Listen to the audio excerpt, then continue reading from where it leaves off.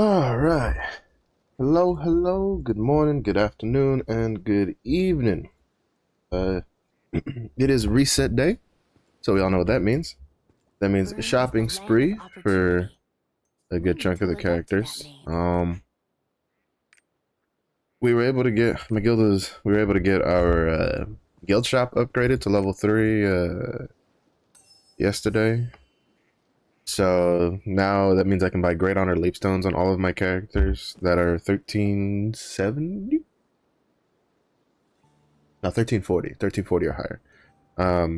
That's nice. That's nice because that means they can stockpile those greater leap stones now, and then they'll have a nice chunk of them when they get to 1370 and start getting legendary gear and that kind of stuff. Um, for the most part, it's just today is just gonna be I'm gonna jump from one character to the next and do their logins, and then go and buy their their bloodstones and stuff like that, and then after that I'll check then we'll start doing like the dailies, right? Stuff like that. I did take a quick glance at the forums, and at least as of like 3 minutes ago, there was nothing really new that I felt worth bringing up. I don't know if that's the right word, or like talking about. For the most part, apparently there could potentially be a bug with the 1400 chaos dungeons. Well, actually, the chaos dungeons might be just bugged in general. Apparently, they're looking into it because it would seem in Korea they had this issue before in one of their updates, and they might have like accidentally caused the issue again in our region, in our version. So they say they're looking into it, and since they have since Smilegate has the experience of this having happened before, they kind of know what to look for. So hopefully we'll hear back on that sooner rather than later about whether if they have a fix for it or something, because apparently we're not getting as much stuff as we should be, or do you have a chance to not get as much stuff as you should be getting, is what it would appear to be the case. But we'll have to wait and see what comes out of it, and see whether or not it like if that is the case, or if it's just working as intended, whether we like it or not. Personally, I don't know about quantity wise, but I do know quality wise, you like at least I'm getting a lot more like legendary, like yellow stuff out of it. So there's that. It's just I don't know if like how much stuff we're getting is being bugged or not. I do know and it has happened to me before where I don't get any loot from the boss on the second room. But to be fair, a lot of people are saying they feel like they're getting less loot since the last update, but for me, I felt like tier 3 dungeons ever since I got into them in like March just didn't give as much stuff as the other ones. So I don't know if maybe the problem was from before, and people are just realizing it now because there's more people and stuff like that. But because I do know, like, again, on Reddit, there was someone who, I guess, quote unquote, debunked that they had nerfed it, because they were showing VODs of like streamers from before the update who were having the same quantity of stuff, but that doesn't necessarily debunk that the Chaos Dungeon was bugged. It could just mean that we've had that issue with some of the tier 3 Chaos Dungeons since the beginning, and they just haven't had enough people like at tier 3 to kind of like notice whether or not it actually is an issue. So hopefully we'll hear back on that. Son of... See, I hate this because I did some quick PvP yesterday because I was trying to get to Ultra 9, and like I think I did 2 matches yesterday, but the UI bugged out where it wouldn't update with the points I was getting, and so I didn't know how close or how far it was. So I played like 2 extra games and I just called it quits. But if I'd done like another 2 games on top of that, I probably would have gotten I would have leveled up this week. That annoys me. I really hope they fix that. That bug it's a little frustrating to deal with. Little fresh. Wait, what am I doing? I need to go. I'm so dumb. I was like, I need to go to the bloodstone vendor as I leave the building that the bloodstone vendor is in. I'm still not quite used to Punica's layout for merchants and stuff. Apparently there are some servers though that are getting hit kind of hard right now. They're having issues. I don't know if it's due to like congestion or like what's up with those servers kind of thing. So I think Uno was one that I saw quickly was having some problems, and then there was another one that started with like an N that I'm not even gonna try to pronounce because I'd butcher it. That was also potentially having problems. So, or that was having even more problems. So it's just so if you you know, if you're having issues on a server, you might want to like log in or like hop on the forum real quick and see if if your server is like, if anybody else has reported it, because if they haven't, then you might want to say something so that way they know, because they are looking into it, and that kind of information is very very useful to them. I don't want to spend his bloodstones on that.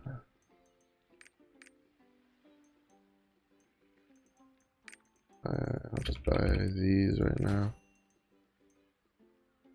Then I'll buy these on the striker, because the striker has a lot of bloodstones because that you can't use because you can't buy tier 3 mats yet. Oh wait, I almost forgot. Entrance tickets. Entrance tickets. Buy one of yours, and then I need to buy the... I'll buy one of these, or no, I'll buy both of them now. And then I'll just build up my blood shard stuff through the rest of the week. This is also, I kind of try to get this fucking cube ticket, dude. I hate cube tickets so much. I hate cube. Just give me boss rush, please. Boss rush or silver, that's all I want. I don't want anything else. But yeah, so if you're having server issues on your servers, like it's laggy or whatever, I did see some people were reporting that they were having problems, and that they do know that on their side of things, they're looking into it because it's worth looking into. I guess a quick update on the account so far is the scrapper is 1400. Yesterday was a really shit day for trying to get an ability stone for my Glaiver Takodachi to the 6/6, but I was one piece of gear away from 1400 yesterday, and I was able to 2-tap the helmet to plus 15, and I am at 1400, which means that this basically I'm spending the next 2 weeks outside of the using the books on the Glaiver. I don't plan on honing anything else. So basically, I'm just gonna do a couple hones on the Glaiver today with the books, and then after that, I'm basically the rest of the week is just hoarding materials to try to get try to collect enough stuff so that way I can boost the destroyer to at least, my goal is I want to get to the destroyer to at least 1340 on the first day. If not, just straight get them to 1370, which that one's going to be a little rough because of the shard pouches, but I think I should be able to get pretty close as long as I just don't use anything past what I'm already planning, which is just a couple taps on the Glaiver. So also need to save up some of these. I'm still kind of waiting because we still don't know what is gonna come on the actually hold on, let me see. 20 for 75. Right now it's I think 500, almost 600. Man, the prices shot up. I don't know what happened. It might be the bots, but the prices shot up like, I want to say almost 200 gold from last week, because I'm pretty sure I didn't buy it. I didn't spend that much. Yeah, here, successful purchase on the 30th of April is 503. So that was okay. So it's like 100 gold from last week, and then it was like 415 like on the 20th. But like in 2 weeks they shot up like 200 gold. I don't know why. I do not know why. But so it's like 600 gold for 20. Or 1200 gold for 40. And then on the auction house they are going, oh, how you doing, Mad Wolf? Having a good day? Auction house, how much are you guys selling your pouches for tier 2? Da-da. Nice, nice, yeah. 58 gold. It's still technically more expensive. But it's still technically worth buying, because so like 20 of these go for, yeah, so technically like if you want to save up shard pouches for the destroyer for tier 2 so he doesn't have to get stuck in it for too long, it's still technically worth to buy them from Mari's. They're still about half the price even with the price hike. So that's going to differ on region to region though. I know I think EU gold, blue crystal prices are a little more expensive than NA East. And I think NA West is a little cheaper. I don't know, I don't really keep up with it, but I'm just gonna buy these, buy at least some of these earlier ones, like 1 or 2 of them, just to have a little stockpile for the destroyer so he doesn't get stuck in tier 2 for too long. Because we don't know what's a...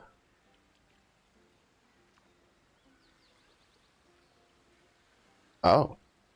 For, which one's... That one's the one with the statues, right? The, Idolos, I think is that one that's called.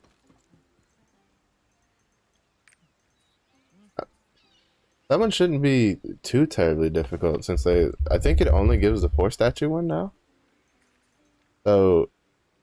Which, I mean, I guess like trying to get the colors down could be a little difficult, but... Should be relatively easy to pug compared to before. Or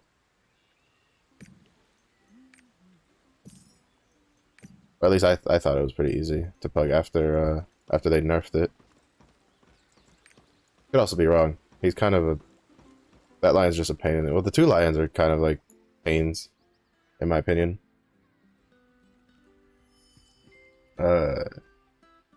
Which is why I only did them the 1 time. Right, there you go, swap so the other characters can buy their stuff. Go to Berserker.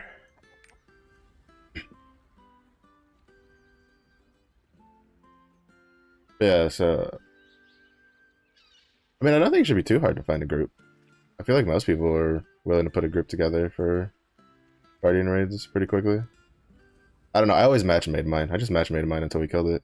I never, I usually don't do, like, group find unless, someone I know on a different server is like, hey, let's do Guardian raids together. And I'll just be like, alright, cool. Even though I don't know if they fixed the Annihilation one. Oh, thanks for the follow. I appreciate it. I'm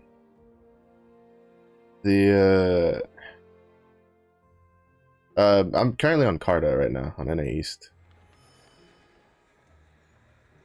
But it's just, I don't know. I think it should be doable, even matchmaking.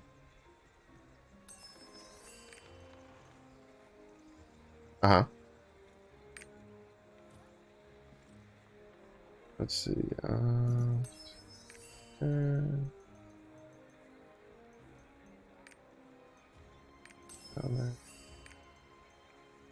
And alright, we haven't set a research up yet, but I need to go buy the stuff.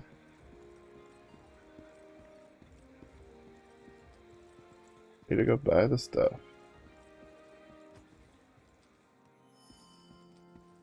Ugh.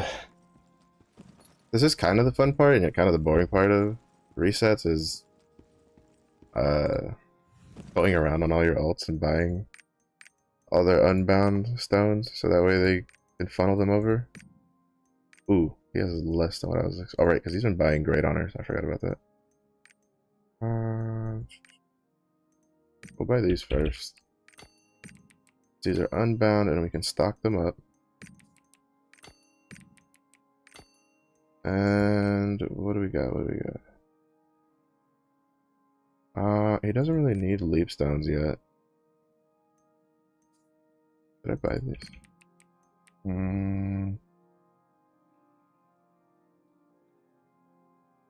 I'll wait to buy those. I can wait to buy those on reset. It's a little early to jump the gun on those. Put those in there. That's pretty stocked up. Can't believe I got 2 Berserker's Technique purple books in one day. Such a waste. Those are mayhem. They would actually go for. They could probably go for a little bit, but already even use them. But Berserker's techniques, you really don't go past blue because you only really run level 1 on Berserker's technique. At least in its current state. I don't know if they've, with the added crit damage that they gave in Korea, I don't know if that changed any of the builds at all. Because you could trade the... You would lose out 15% crit damage if you took out the Keen Blunt Weapon, but you're also not having to deal with the chance to deal negative 20% damage. But... I don't know. I don't know.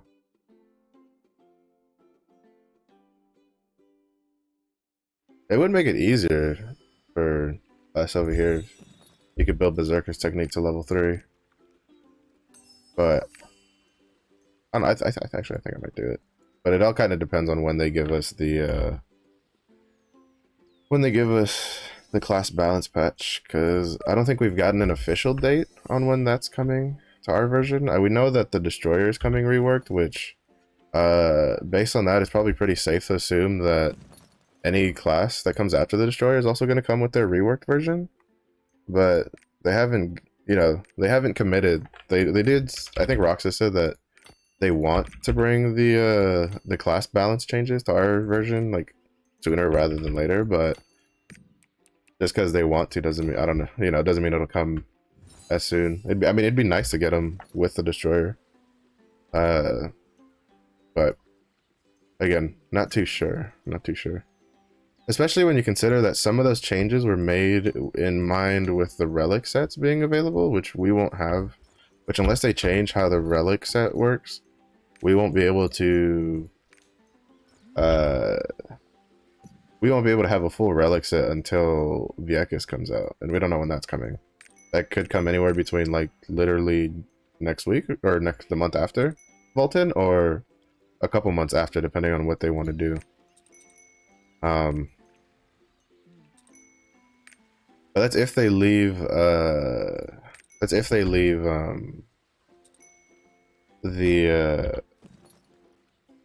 the way you get relic armors like the same. For all we know, for our version, they could decide to make it where you don't need Vieques to make a full set of relic gear. But we haven't had any confirmation because we're still waiting for them to tell us what all is coming in the May update, because it seems they've kind of hinted that it seems there's going to be more stuff than they've like initially announced.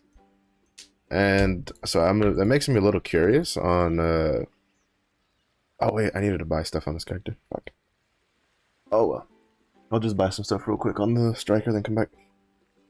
Kind of makes me curious what other stuff they have planned. Because it kind of seems like they decided to add more things to the May update alongside, like, which, to be honest, I feel like even if they didn't add more stuff, just with the quality of life we're expecting and the new class and then Volten and all the stuff that comes with it,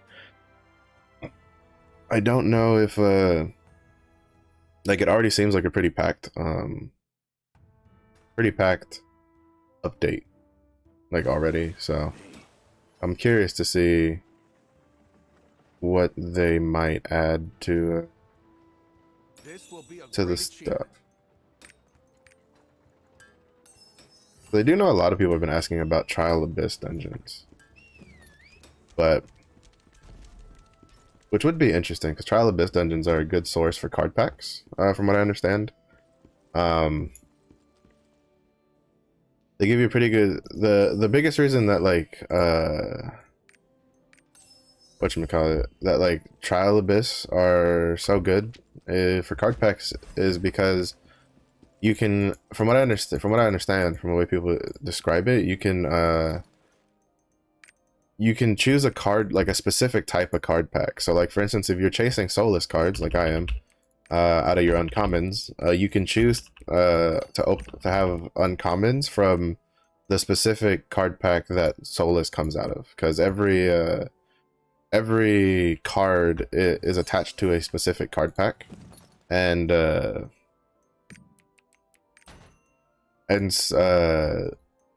So that way it narrows how many like cards you're trying to fight to get Solus. Because currently with an uncommon card pack, you are basically fighting the entire list of uncommon cards for a Solus card. While for when they bring us to Trial Abysses, you'll get to choose or select the specific card pack type that Solus is usually in, and then you're only fighting like Solus out of like a list of, I think it's like 4 to 5 uncommon cards. So it really increases your chance at getting Solus cards to complete your Lost Wind Cliff set easier without having to do Solus runs and lose your mind like I do. Alright, we need to go back to the Glaiver because she needs to buy, well, actually since we're on him, he needs to buy the bound materials from the event vendor for tier 2. And then I'll just have him buy all the extra stuff. And then I'll hop over and buy the tier 3 stuff on the Glaiver because she's the one who's going to use it. So 3 legendary to rare card packs. Regulus. I'll buy the engraving pouches on the Scrapper because she's the one who's holding on to all of those. And then for this stuff, he's going to buy all the tier 2 stuff so he can have that built up for himself. And then we open these. Get 500,000 silver. That's nice. We get with it. We get that for 1 more week. That's something. Don't forget. We only have it for 1 more week for the Guardian raid event, and so don't forget to buy the pouches, the card packs, the bound materials. Because even if you don't plan on like honing a character, so there's no point. Like for instance, I don't plan on pushing my striker to tier 3 anytime soon. At least like I don't think I'll push the striker up unless they until they tell us that a class is launching with like a Pudica power pass, because he's just gonna be the guy who generates passively tier 2 stones for future characters. So I don't buy the books, but you can buy like the bound materials and hoard it on him for the next couple weeks, so that way when you do decide to push that character, they have the bound materials, because the bound materials don't expire, they're just there. So if you have a character that you're like, you know what, I don't feel like pushing him out of tier 1 or tier 2 anytime soon, and you have the excess currency for it, because like I'm pretty sure even if I don't do the Guardian raid event at all this week, I probably still have enough currency to buy everything I plan on buying next week also. But basically it's just, you can buy the bound materials on those characters, so that way when you do decide to push them, they have just that little bit of extra material, and sometimes that can help. That can go a long way. That's never underestimate the usefulness of just randomly buying extra bound materials if you can afford it on a character. Let me see. Right. She was gonna go buy the tier 3 stuff. It's a bit more complicated if you have multiple characters in that tier that you don't plan on pushing, or for instance, I have multiple tier 3 characters, and I basically have to decide which one of them I'm going to buy the tier 3 materials on, since they're bound. They're not like unbound stones. So for me, I chose the Glaiver because out of the 2 1340s I have, the Glaiver is the 1340 that I would like to get to 1370 sooner rather than later. And so that means I will buy pretty much all the tier 3 stuff on her, so that way she can do some hones, which we're going to do right now. And even then, I only plan on honing however many times I can with the books. So the weapon will only be honed twice, and then the armor I'll only hone him like do 10 taps on them. And then whatever levels up, and whatever doesn't. And basically that's all I'm doing for honing this week and next week, after getting the Scrapper to 1400, and then everything, the rest of the resources I generate are just going to go in the bank for now. Depending on like what resources get used will probably change based on like what information we get of what's coming with Destroyer. I feel like it's probably relatively I feel like we can be relatively confident in the fact that Destroyer is probably coming with a Fate and Power Pass. I find it kind of hard to believe for them to decide to not release Destroyer with a Fate and Power Pass, personally. But that's kind of in their ballpark, so we don't really have much control if they want to or not. Because they did give us the Express Pass, and then they did give us the a Fate and Power Pass, and then you also have the Arc Pass. So I personally wouldn't be too terribly. Oh, and I also have a Vern Power Pass saved, so I don't personally care too much. But I feel like they probably are going to give us a Fate and Power Pass. So, right, yeah. Of course, there's always got to be one piece of gear that doesn't cooperate. So I'm all right with it. Whenever I plan for a future like class, I usually go like I prep for like the worst case scenario. So I'm prepping for in case I do need to gear hone my character up from. Well, my planning includes planning for in case I have to start from the Vern Power Pass and not a Fate and Power Pass, which means I'll then use the Express mission on the Destroyer, even though I don't want to, and because I'll need the honing buffs that come with it, and then from there, I'll have to figure out what we can do. 4-6. I feel like if that was like 4-6 in the opposite direction, I could probably work with it, but. Yeah, because 10 to 18 isn't too bad, but like in blunt weapon, you really can't run it without it being level 3, because it doubles from 2 to 3. Shit. So that means I'm gonna have to buy more stones, but I'll probably do that later in the week.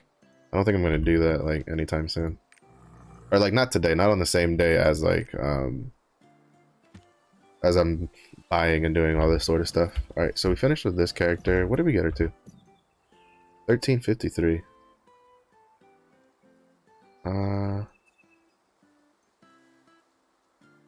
For your Guardian raid, Wolf? Or you mean honing, like for let's see. We have it pretty close to the next Guardian. No, well. We almost had enough. We almost got enough to get to the next Chaos dungeon, but it is what it is. Alright. Get on the scrapper and wrap that up.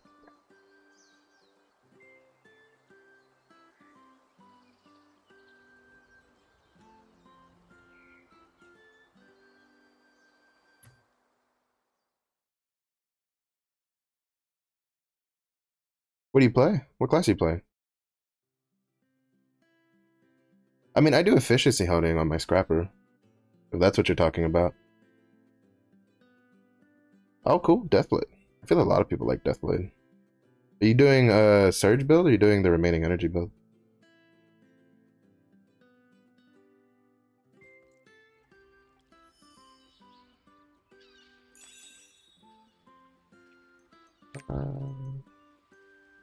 Sweet. Some extra gold. Nice. Yeah, remaining energy. I want to make a Deathblade at some point, but my character slots are currently full at the moment. And but when I do, I'm probably gonna do remaining energy.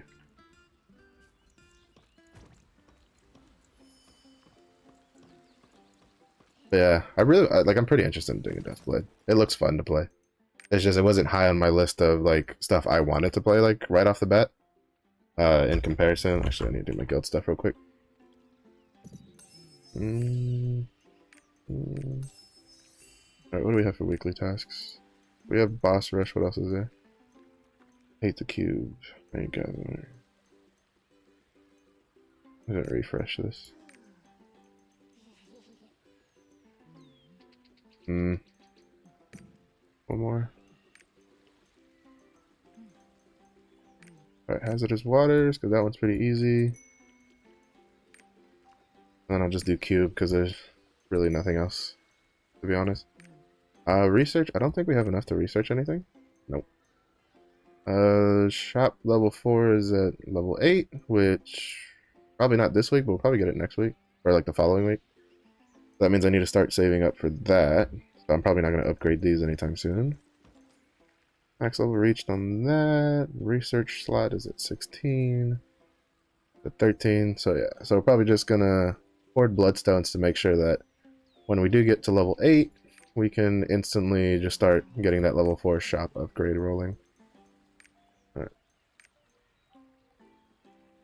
Yeah, I have a friend of mine who's playing Surge Deathblade at the moment, but he's kind of interested in swapping to Remaining Energy. Because he didn't... I don't think he really gave it a try. Like, he didn't know how Trixion worked, because in Trixion you can test out all of the engravings for free and like give yourself stats and kind of see how a build will play. If you want to use that to kind of decide what you want to stick with, or like what kind of like engravings you want to go for. So like for instance, I went in there on my scrapper when I was trying to decide what 2 battle engravings to go with my class engraving to get level like 3x3 for the engravings, like 3 level 3s. And I just played around with the engravings after setting up my stats to see which ones gave me the most damage out of the ones I was willing to use. Cause like I'm decent at dodging damage, but I still eat more stuff than I should damage wise. So Grudge is kind of probably one of the last engravings I'll probably, well, I wouldn't say last. I think maybe on the next go of building my character, I'll probably build Grudge. So go like Shock Training, Grudge, Cursed Doll, Adrenaline. But I don't know, we'll see. We'll see how it goes, because it all kind of just depends on how you cut your stone. It's kind of really what dictates how well or like what kind of build you can go. Because building Grudge is probably going to get pretty expensive in the future. Buy great. Alright, what can I buy here? Let's see. Okay, I can buy 7. Nice. I bought 7 of those. This is the only character that can use them, so I don't have to worry about like, oh, what character do I buy it on? I really need to work on getting Supreme 1, so that way I can buy more mats. But with the thing with PvP coins is you kind of got to be a little careful, because unlike Bloodstones, PvP coins are account bound, like an account bound resource. So you can't, like, you know, each individual character doesn't build up their own PvP coins. They all share from an allotted pool, with like, just like silver and gold. So right now I have a decision to make about whether I want to spend more coins on other characters to build up their bound materials for when I do push them, which I don't think I need to. Or to hoard pirate or PvP coins for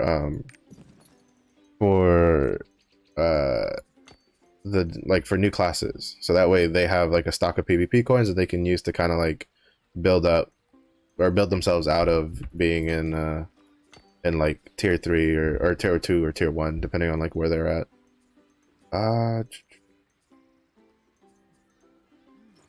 Yeah, okay, I think that's all of the login or all of the vendor stuff. Oh wait, no, I need to go buy the engraving pouches. I almost forgot about those. Don't forget to buy the engraving pouches. Especially the battle engraving ones. The class engraving ones are good, don't get me wrong, but the battle engraving ones are probably more important, because this month alone, just with the 3 weeks of the the 3-week extension with the Guardian Raid event. So these they added 10 pouches for green to blue for combat and battle, or for class and battle engravings, which means for the 3 weeks you can get you'll get 30 purple, like up to purple, like 30 green through purple battle and class engravings. But something that some people may not realize is that this month in total you can actually get 40 books for purple for battle engraving because of the monthly login reward. Because on day 23 we get another 10, so you combine that with the 3 weeks from the Guardian Raid event, and that's 40 books. So that's 2 battle engraving books that you can get the purple, which is really nice, especially for something like Glaiver, because unless the prices mysteriously tank themselves overnight, which probably isn't going to happen. And if you're playing Pinnacle on your Glaiver, the cheapest way to build your Glaiver into a 3x3 is to do a 6/6 stone with 2 purple battle engravings, and then just farm your own class engraving accessories. Because getting like pretty much any accessory with a +3 of Pinnacle on the auction house right now is like super expensive. Like with proper stats, which you need the proper stats, especially for Glaiver, because Glaiver is a specialization class, and any class that uses specialization, like getting enough spec is like your highest priority. Because spec classes just don't play well without spec, like at all. They're almost unplayable, to be honest. So unfortunately you cannot forego, I forgot to buy the entrance tickets. You cannot forego, like you can't just go and be like, I'm gonna use this domination accessory, because you can't. You kind of need that specialization. At the very least, you need to get a lot of specialization for a Glaiver. But all that's like super expensive right now. I was looking like yesterday, I think like the necklace is probably the one where you might have to like foot the bill to get, because it's pretty hard to get a necklace that has 2 stats that you want and the right engraving that you want. But and so I thought that maybe that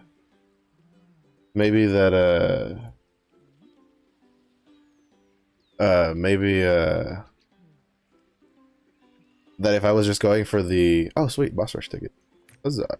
But maybe I was trying to think that if I could go just for spec swiftness and then just Pinnacle level 3, that they would give me you know, I can find a cheap one, but you can't. I think the cheapest necklace that had spec swiftness, I think it was like 50 quality, so it wasn't even that good of a quality, with level 3 Pinnacle, and I think it had like level 3 MP efficiency or some shit like that nobody uses, was like 3,000 gold on top of having to pay the pay-on cost. I'm just like, that's yeah, unless you have you have a lot of gold burning in your pocket, Glaiver is probably currently the most expensive class to build, probably, in the current state.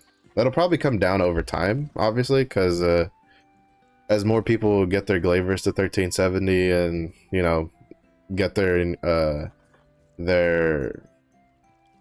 engravings, or the accessories with the engravings they need and the stats they need, they'll be selling the excess ones. So that'll naturally just bring the price down over time. But currently, I would say at the current state, Glaiver is probably the most expensive class to build next to supports. Supports might be the only class that's more expensive than Glaiver at the moment. And even then, I think that it still might be slightly cheaper, just because, well, actually, no, it's probably more expensive as supports, because I sold a bunch of support stones for like 1 to 2k recently, and for Glaiver you can make do with a purple stone, and I bought a bunch of good purple stones with like Keen Blunt Increased Mass, or Keen Blunt Cursed Doll for like 90 gold. So yeah, no, Glaiver is definitely the most expensive DPS class. That much is true. That much I can probably say with certainty. I don't even think sorceresses beat them in price, just because Sorc has been out since the launch of the game. So, oh, that's not the one I want. Accept, and accept. So, but it kind of just is what it is. Not much we can really do about it, except be patient. Even though I have a feeling the same thing might happen with Destroyer, because I don't feel like Destroyer, even with the changes, because we're getting the revamped Destroyer, I still don't think Destroyer is going to be all that popular. It's a very slow class. They can hit for a lot of damage, but they can't hit for as much damage as they could before, because they spread it out to the overall their whole kit. That's okay. That is the chosen set.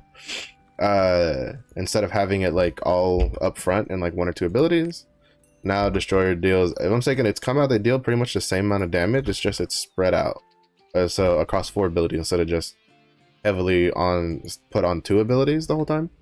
So, which I don't think is necessarily a bad thing, because now it means that if you miss one, well, you still have 3 other abilities you can deal damage on. The only thing I don't like is that I think two of the high. Well, first of all, the hardest hitting ability Destroyer has, like visually, is boring because it's literally just them swinging the hammer, and then they have like meanwhile like Seismic Hammer, which literally throw like which literally brings giant rock spikes out of the ground. Used to be the second highest DPS skill for Destroyer with the perfect like the perfect wall, perfect spike. I forget what it was called. Basically, the one it was a tripod where you had to hit perfectly with the spike wall of the ability, and it dealt a lot of damage. But that made it the second highest damage ability, and it looked cool. But now it's like the 4th damage. Yeah, I'm really looking forward to Female Berserker. I'm pretty, I think that's probably out of the announced classes we have, because we know there's that, and then there's like Aeromancer, and I think between those two, I think like Female Berserker is definitely the one I'm looking forward to the most. Mostly because I'm curious what they'll change with it. That's probably the biggest thing I'm curious about. Because if they take, so if Female Berserker has keeps like Strike Wave, Power Break, and then loses Hellblade, I'm probably just gonna swap my Berserker to the Female Berserker, because I hate Hellblade. I hate using it so much. Yeah, the artist. Yeah. I'm kind of, I don't know. Like I kind of want to try the artist, but at the same time, I don't play a. I'm not a very like support kind of playstyle kind of guy. I think the most support oriented class you could probably get me to play is something like a Gun Lancer with the shields and the taunt, or with the team shields and the taunt. Because but as an overall, I love the animations for Painter though. Like to me, they're one of the most fun classes to watch get played, because I think they did so well with the paintbrush and the ink and all that kind of stuff for the animations. Like they're so high quality, in my opinion. Which makes me look forward to Aeromancer, who's supposed to use an umbrella for a weapon, which I'm kind of curious to see how they can make the animations look cool with an umbrella, but oh, he's right here.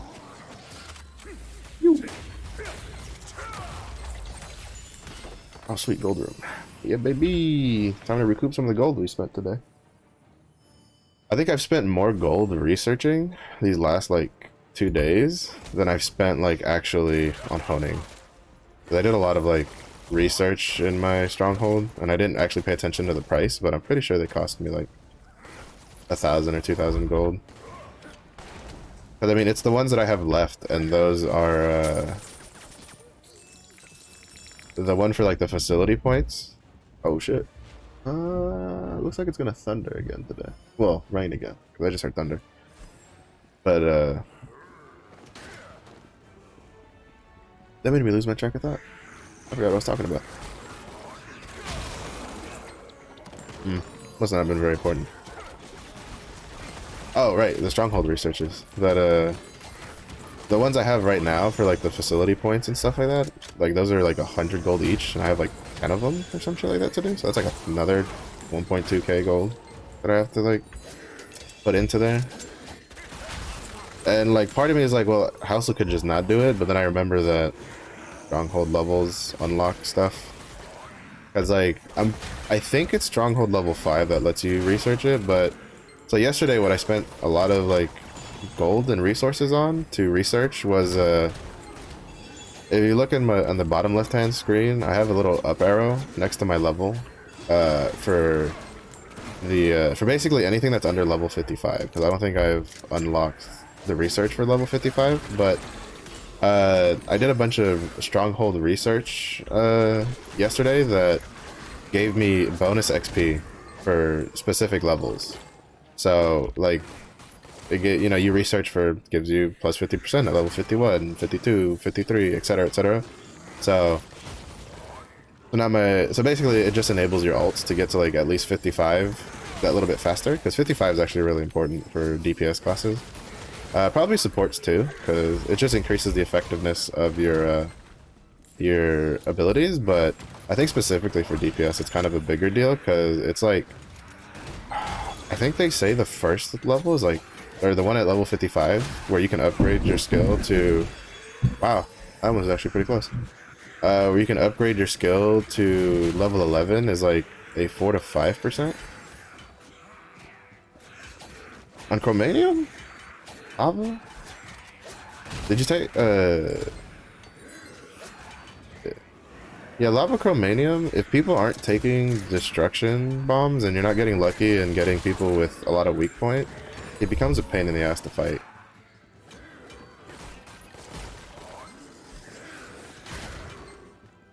Yeah, yeah. To be honest, I see that a lot. Especially if they're Mayhem. For some odd reason, a lot of Mayhem Berserkers think they're, like, unkillable. But you're not. You'll die pretty quick. Especially on Lava Chromanium, because his flops deal a lot of damage. You know, the ones where he flops, like, left and right, like, out of nowhere. They actually deal a lot of damage for a move that comes out that fast. And they knock you down. And then they knock you down, and then you get hit by a flame breath, and then you die. But I will agree that every time I match made, Berserkers were Mayhem Berserkers were usually the first ones to die. Unless I was the Berserker, and then I kind of, like, played a bit safer so that I wouldn't die, like, right off the bat. I also think part of it might just be that with the events, people don't spend a lot of time fighting tier 1 Chromanium, and so they don't really know the usual, like the tells for Chromanium for one-shot stomps, because they're the exact same tells for both versions of Chromanium. And I spent a lot of time fighting tier 1 Chromanium on ults and stuff, so I can usually tell. The biggest bait for Chromanium that you need to watch out for is if he stomps, like Lava Chromanium, if he stomps, like does a small stomp, and then he slides, chances are there's an 80% chance that he's going to follow that slide up with the double stomp that kills people. So you kind of have to be a little bit more on top of that and be a little safer. Like, don't just straight chase him, because I've gotten, even as someone who did a lot of like regular Chromanium, that caught me off guard a lot when I was first fighting Lava Chromanium. That's probably the biggest move that he catches people with, especially if they don't know. Well, first of all, that'll just catch them if they don't respect the stomps. But that's the other thing. A lot of people just really don't respect Chromanium stomps, even though just even the regular stomp usually will take like half your health. So you gotta respect the turtle. He's definitely earned it with how much of a pain he can be. Also, man, I can't really tell when, like, in the open world, but I can really feel that there's something up with the servers when I do Chaos Dungeons, because they're really choppy and laggy. So hopefully that gets fixed. So don't die, did I? Such a squishy bitch. Oh, didn't get any loot from this one. But yeah, there we saw an example of what people have been reporting as an issue in Chaos Dungeons, especially for tier 3, is that you don't get any, like, gear from killing the second boss. And here's one of the examples. I only got a couple Guardian Stone crystals and then just a bunch of silver.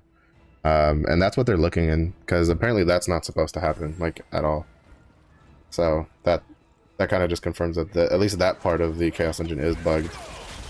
The question is, I think that might have just been bugged from the get-go, personally. Again, like, because to me, I've always noticed that sometimes you don't get loot from that boss. I just think that most people, either the people that were in tier 3 were just like, you know, I guess this is just how tier 3 is, because that was my reaction when I saw how little I would get sometimes. I was like, I guess tier 3 is just that RNG on how much you get. Or they just, I don't know, just didn't care. And now that more and more people are getting in there, they're just like, this shouldn't be this way. I think part of it is also that, like, so for instance, I just didn't pay attention all that much. I paid attention the first couple times I did it, and I was like, alright, consistently I was getting like less and less, well, I was getting like less stuff than I was getting in tier 2. So I was just like, I guess this is just the way tier 3 is meant to be. But apparently, from the way Rox was reacting, or at least responding to stuff, is it seems that might be a bug. It seems like that's not supposed to be that way. So if that's the case, hopefully they find the problem, and hopefully they can patch it. Like, I guess maybe, if not next week, then on the May update. So that way we can have some more loot, because I will never be one to complain about more loot from my Chaos Dungeons. I don't think anybody would really complain about that. If someone ever complains about getting too much shit out of a Chaos Dungeon, like, that's just not quite, like, I don't know what to tell you, bro. Like, that's a weird take to take. That's a weird stance to take on a Chaos Dungeon.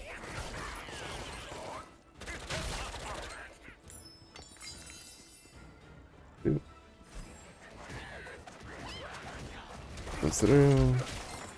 Oh, sweet. That was the last one, yeah?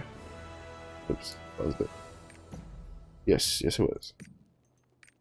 So now we will get started on the other stuff.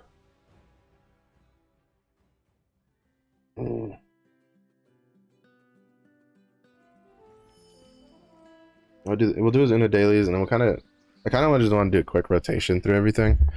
I think for the most part, at least right now, I think I'm just gonna do the Una daily tasks, and then the 2 Chaos Dungeons, and hop to the next character, because I still have like weekly dungeons. There's a Chaos Gate in like 8 minutes that I need to go do. Right, let's go do the Chaos Gate now, actually. I don't have to worry about that later. And then we got Adventure Islands at the end of the stream, like I always do, because it lines up. Luckily, with the time frame I choose for streaming, lines up with Adventure Islands pretty nicely. So I can just go there and wrap it up. Now the question is, are we going to have to suffer this time on whether or not it's a PvP island? Even though, to be fair, I always go into PvP islands going like, I'm just going to get absolutely wrecked, and then I usually do alright. I'll either like, because I'm really good at just, especially like Lush Read. My favorite thing about Lush Read is just like hiding in a bush, and then like, and then when someone enters the bush, you just murder them. And they're just like, hi, bye. Geyser. So we're gonna go do the Chaos Gate real quick. Just get that done and out of the way. I need to do maps though this weekend, because I have a lot of them saved up. Oh wait, do I? Or did we do them last week? I don't remember. I have a normal amount saved up. So no, we didn't. We must have done them at least some last week or the week before. But that's probably something I'll do tomorrow. It's Friday. I'm kind of trying to take Friday as like the day I try to at least do the hard dungeons. And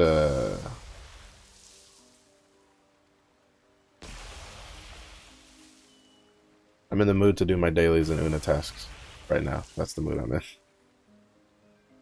Reset day is specifically just getting all of the vendors and then doing daily tasks and then going do the weekly dungeon and then calling it good. I'll probably do Guardian raids later. I don't really plan on doing those right now.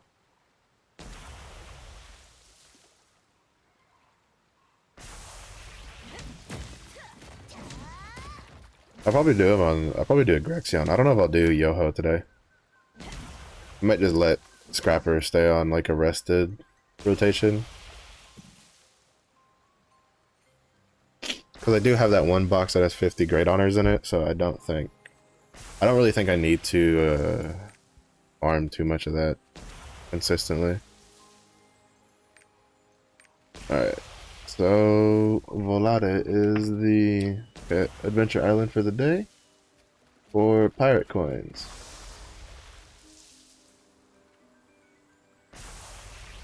Because holy shit, buying tier 3 stuff with pirate coins is expensive. Because yesterday I had 110,000 pirate coins, and then I went and bought on like so last week I bought I think like on 3 characters their pirate ship stuff or their pirate coin stuff. And then after that I like in total that brought me all the way down to like 78,000 pirate coins, which is rough sometimes. But I think now I'm just gonna buy it on 2 for tier 3 stuff to build up. Oh shit, I think that's the plus 20, right?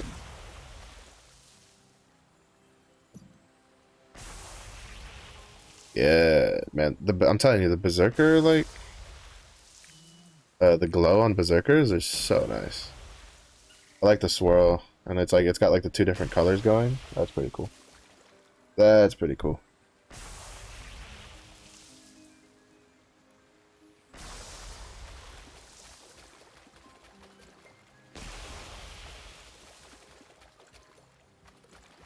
But, but aside from that, not much.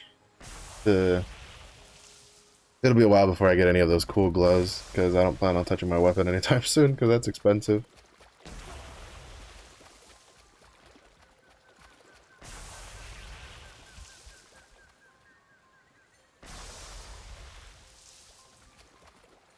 That is expensive.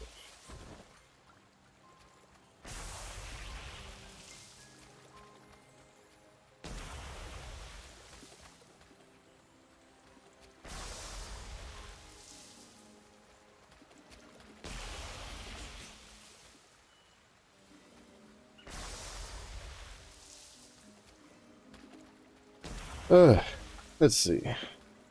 We do the Chaos Gate. Hopefully we can get the purple map. I think all the maps I've gotten this last week are all blue. Yeah, they're all blue. This one's something else. This is that weird map that I still haven't done yet. Oh shit, it's raining pretty hard. Hopefully it rains now, and then that way at like 6, when I take the dog out, it's not raining.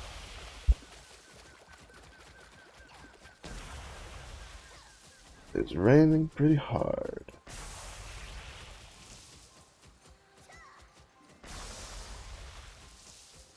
Oh, it's raining here. That's the one thing I don't like about this place.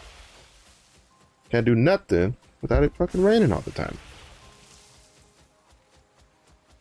Well, at least during like spring. Spring and sometime and summer. Summer is also pretty rainy. Fall kind of depends. Usually early fall it's pretty rains a lot, and then like late fall it kind of like tapers off a little bit. At least it did this last year.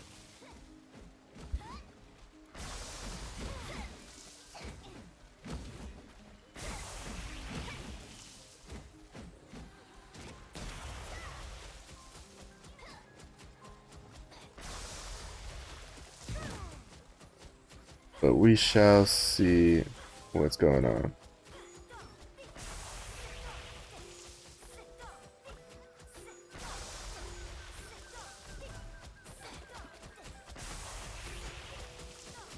Come on, Chaos Gate. It's time. Let's go. I got shit to do. You slowing me down.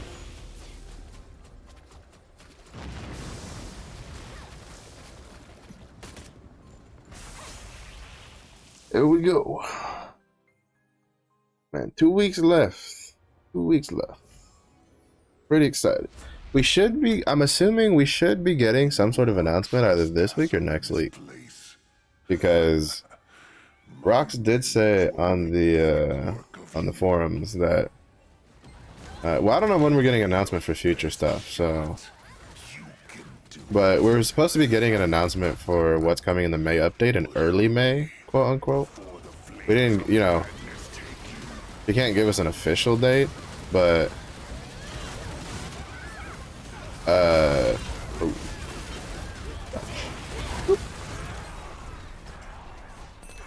but early May, I'm expecting at the latest like a week before the May update, like what all we're getting, because I feel like with how much they're talking about it, I still think we're getting, like, they're bringing more than what we know, so than like what we're expecting already. Or at least the way they're talking about it gives me the impression that there's some extra stuff in there that we don't know about. That's gonna be pretty good. At least that's the feeling I get from it. I don't know if that's an accurate feeling or if it's just something else. I'm still kind of sad that the May update is May 19th. Maybe that kind of sucks. I feel like a major update for the month should kind of be like at the beginning of the month or like second week of the month. but not much I can do about it, right? That's kind of more in their ballpark kind of thing. It would be nice if we could get like at least a majority of the classes we're missing next month, or like the following month, like in June, July, because I feel like the classes that are left, there's like it's kind of equal, the spread of people like who want to play it. Oh my god, I hate this one. He fucking shits himself in a puddle of stuff that deals a shit ton of damage because you're stacking debuff, and then he like has a lot of like straight AoEs and stuff.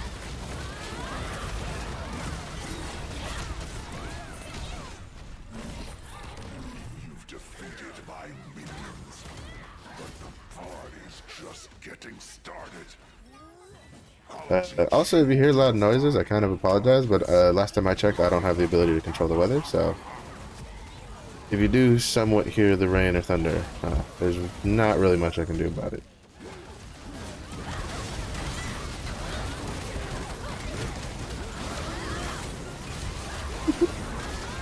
You bitch. Alright, get up. Oh my god. Like, I hate the fact that you can't flip out of getting juggled. It's such BS.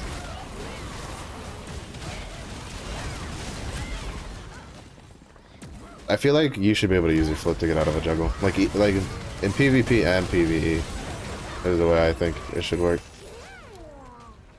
But is what it is. Damn it, we got another blue map.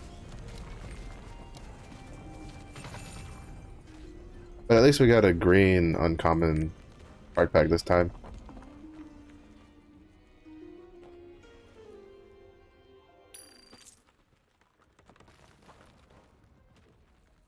My luck with maps this last week has been pretty bad. I keep getting just a bunch of blues instead of getting like a. I haven't gotten a single purple in this last week for the chaos maps, and then like almost all the card packs I got were all like normal card packs. I think I got like one rare card pack once. Yeah, here, like this one rare card pack. Even then, I don't even actually. Oh no, the epic card. Actually, this might not even be from Chaos Gate. I think I might have gotten that from something else. But yep. I'm looking forward to next week though. Next week we're gonna have a lot of fucking cards packs to open. Like it's right now, and we have 55, 58, 60, 61. Like, and then we'll get another 15 next week for legendary to rare. So that'll be 45 there. So that'll be like 70. Like that's a lot of card packs. I'm looking forward to that. That'll be pretty nice. Maybe we can luck out and get some stuff. Maybe we can get a Carmine and delay an Armin out of it. I definitely wouldn't mind that. Definitely wouldn't mind that at all.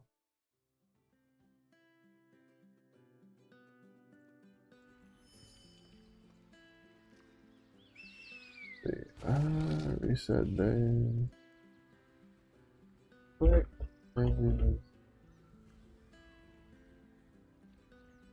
Chaos 5. I'm just glad I could get the scrapper to 1400. So now I don't have to worry about that. I don't have to worry about that at all. And I mean, I guess I could try to push him to 1415, but like, let's just take a peek at how much it would cost to even just attempt to go past plus 15 right now. Because I would have to go to plus 17 on 3 pieces of armor to get to 1415 with the route that I took.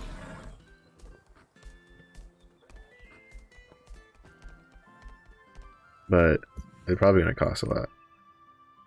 Let's see. That's funny. So going from plus 15 to plus 16 on like my gloves is still cheaper than going from plus 11 to plus 12 on the weapon. And it takes 4 less leap stones. It takes more fusion materials though, but it's gotta kind of like even out somewhere. It's still cheaper silver wise, and it's almost It's only barely more expensive per like honing tap. But still, that's 600. It still takes less stones too. It only takes 686 guardian stones per tenth for plus 15 and plus 16, while it takes 830 destruction stones for trying to go from plus 11 to plus 12. It's gonna suck to do later.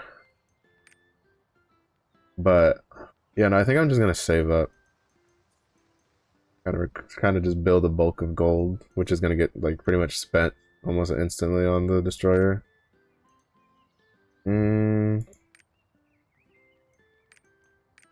Yeah, yeah, yeah. I think I'm just gonna hoard for the destroyer. Because I mean, even if I don't like, so like my goal is to get like 13, at least 1340 on the destroyer. I might try to get him to 1370 in that first week to do Oreja hard and then phase 1 Argos, hopefully. But for the most part, it's alright, yeah, I'm gonna just let her accrue rested and then Necrosena, so fuck that noise. I'll come back and do her Chaos Dungeon later. I need to do the Una daily tasks on the Deadeye first. But yeah, it's not bad. Not terrible.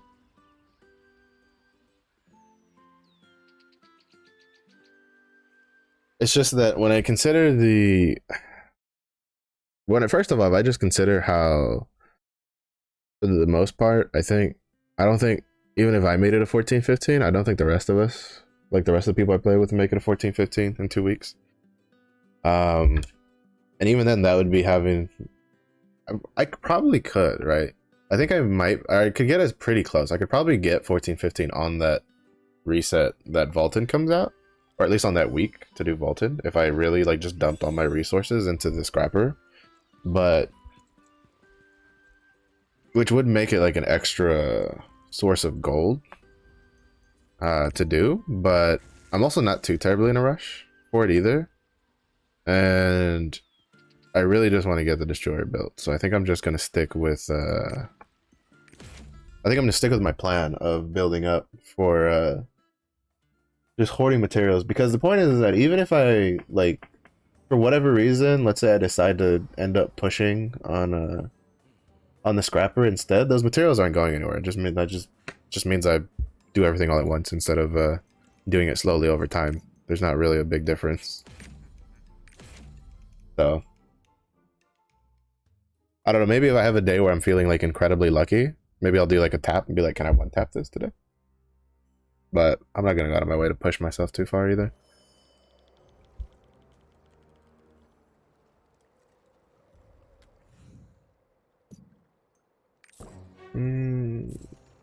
Do this. Go do the Phaeton one. I wish Reputations had like, if you played World of Warcraft, they did it for the reputations in World of Warcraft, where you get like, once you hit like max reputation with like a group, you then had a bar that when you filled it up gave you like a chest that just gave you random shit at the end of it. I wish they did that for like reputations in here. But like when you're maxed out, like maybe it gave you like, you know, it had a bar that fills up. Oh shit. Oh, it still hit. Haha, yes. It had a bar that filled up that when you like say maybe it was like twice as much or something, like, you know, it took you like takes like maybe 1 or 2 weeks of doing that reputation past the max point, that it would then give you maybe, I don't know, like a battle item box or something like that, or like a silver chest or something like that. I feel like that'd be a pretty cool addition to kind of just help people on the side. Make low paying reps. Make low paying give you more silver than it already does.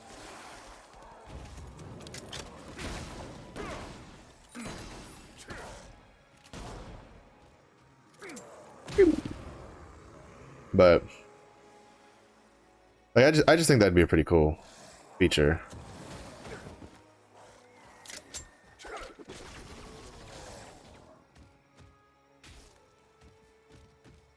That was weird. Like the shiny thing wasn't there, even though I hadn't picked up a leg yet.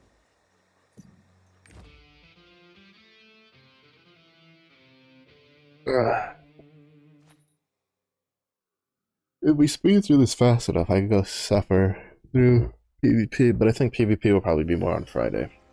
Because, I mean, just getting to this point took us like about an hour, and I still have to do all of my other characters, so.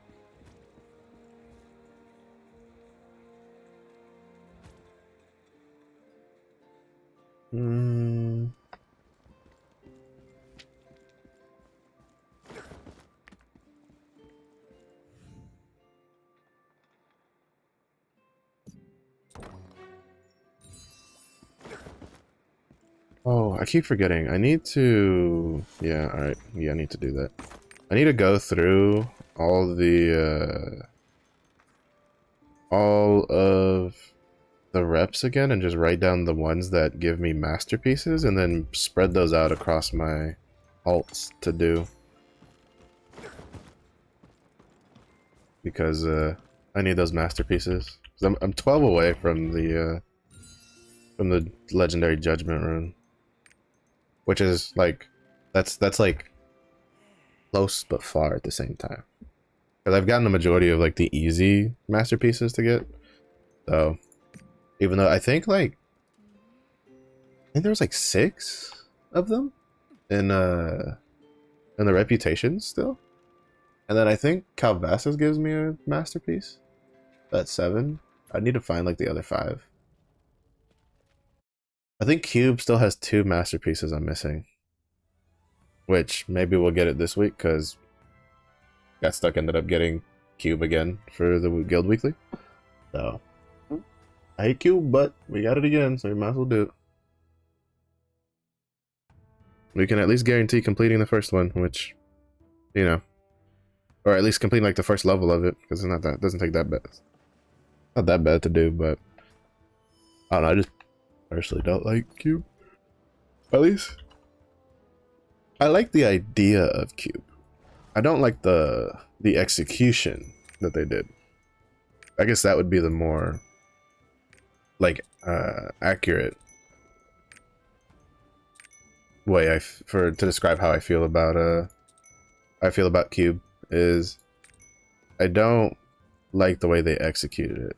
I think they could have done it in a much better way that would have been much more fun for the players. Because I don't like the fact that you can just straight up just get a negative, just only a negative, like 3 rooms in a row.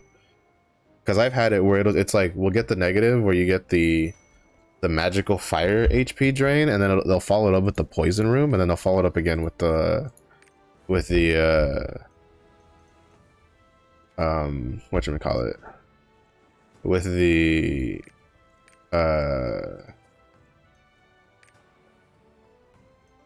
fuck, what's a they follow it back up with like something where you can't heal or some shit like that. Like, it's kind of annoying. Or what I really had, the one I had that I remember now that I almost flipped shit about it, was it went fire room, poison room into plus 200% physical magic damage room.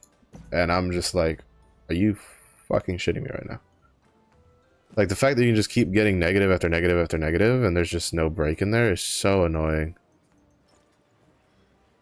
I feel like they should either make it where you always get a negative and a positive, or they should just make it where, I think what it should be like when you, like, each room type has its own like buffs attached to it, and then when you clear the room, you can then choose what buff you want, and you just keep getting stronger and stronger and stronger.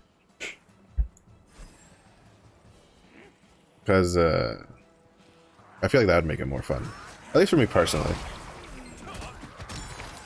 Because I feel like that's like, you can tell with Cube, you can blatantly tell that they're trying to like copy off of roguelites. But the issue is that since the buffs are temporary, you go from like having rooms where you're like, oh, I have the plus 200% attack power and you feel like a god, and then you have the room following after that where you just lose that instantly, and then you get you know, you get, oh, now you have HP drain, or you get like you're receiving 200% more physical magic damage, like that kind of stuff. And it's just like, it kind of misses the mark about what makes roguelites popular, because the reason people like doing roguelites is because, yeah, it gets harder, but you're also accumulating strength as you go on and stuff like that. So I think they kind of, if they were trying to emulate roguelites with the Cube, I feel they missed the mark a bit on it. but that's kind of just my opinion. To be fair though, I think I haven't seen as many people being like, I like Cube, as much as I've seen people being like, yo, boss rush is actually kind of fun. Boss rush in a group is fun. Boss rush solo kind of sucks. That's my take on it.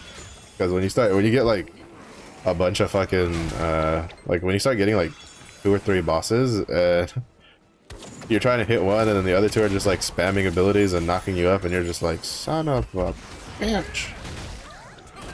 I'm speaking from experience because I had to I accidentally made myself have to solo a boss rush this last week on the Deadeye of all things. On like my lowest geared tier 3 ult and my who's also really squishy, who I'm also not very good on compared to everything else I play. It was not exactly the most fun experience, but I was still able to pull it off because I happened to properly time my awakening on like the 14th wave, I think it was, and I was able to kill all 3 of the things with my awakening, and it was pretty good. It's pretty good. Still in no rush to like re-experience soloing it, but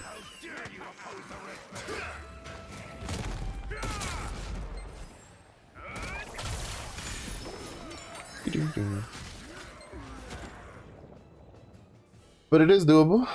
If I can solo a boss, well, I guess, well, I can't say that. I feel like it depends on what you get, right? Because like if you get double mokes and you're solo, that's, whoo, sheesh, that's gonna be rough.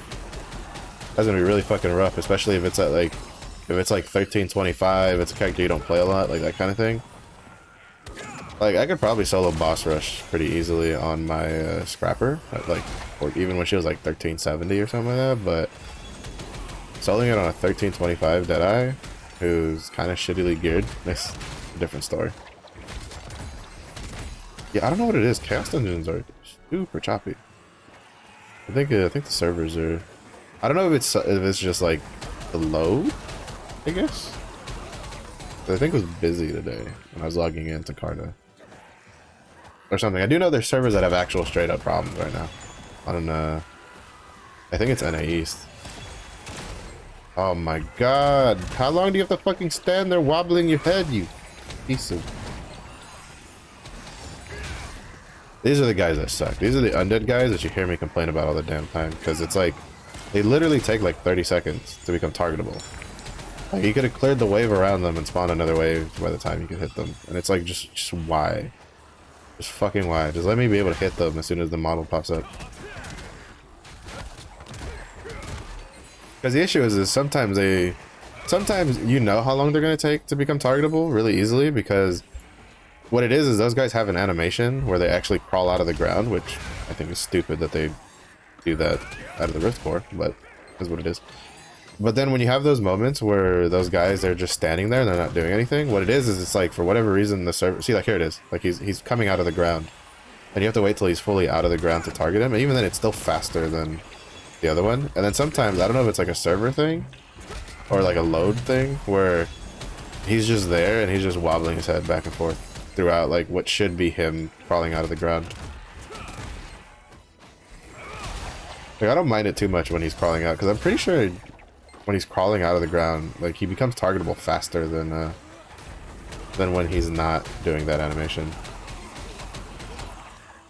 But then it's just, I don't know. At least it feels that way. I guess maybe because you can clearly tell when he's going to be targetable in comparison. But... And then you have this guy who he's like, he pops up, he shudders a little bit, and then he's like, you can murder him. You can murk him. Murk. Richt.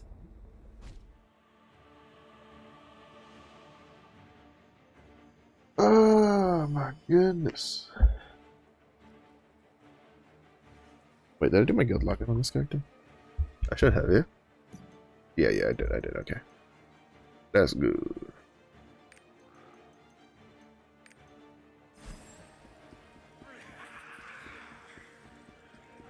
Doop doop doo, run in circles, wait for everything to group up.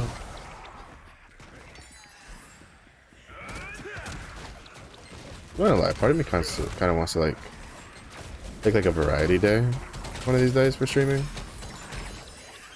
Or maybe I'll just do like a stream on Saturday or something. Just randomly. Just stream something else. Because like, I like playing and streaming Lost Ark, but a lot of times, like, especially like today, like, there's not much to talk about when I'm just doing Chaos Dungeons. There's not a lot of news right now because we're still waiting for the May update stuff. There's not a, you know, and then there's nothing really big yet. The only news I can talk about is that apparently the servers are shit right now. They're shit in the bed. You know, I kind of don't want to do a destroyer like checklist for like at least like talk about it on stream until we get an official date, because I feel like talking about it too early just won't help anybody. I mean, I guess it would give you more time to prep, but to be honest, for the most part, if you're already prepping like this early for destroyer like I am, then I don't think you're someone who needs that. Or you're someone who would like even do that prep list to begin with, or like who wouldn't, like, yeah, you wouldn't need it. You probably would have already known what to like do. So cool. I go down here.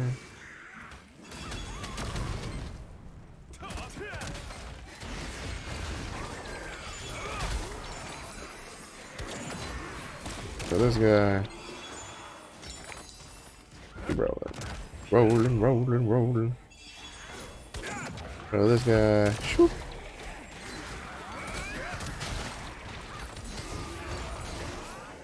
Yeah, the Chaos Engines are so bad right now. Which is weird because I don't remember when we did the Abyssal Dungeon yesterday, or when I did Argos Phase 1 by myself. Or like when I went to go do it in a pub group. I don't remember those having a problem. I only had a problem in Chaos Dungeons when it was really choppy.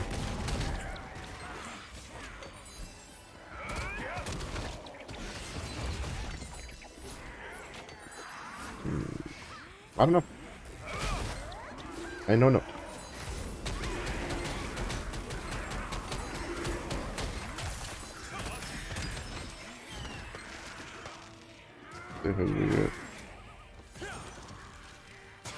Ghost ship guy. What's this thing? What? Alright. Alright. I dodged out of that, you cheating sack of garbage. Oh shit. 2 gold rooms in one day. And a boss rush ticket. Remember when I said that I might try it if I was feeling lucky to do like a one-tap pwn on something? On the scrapper? Today just might be the day.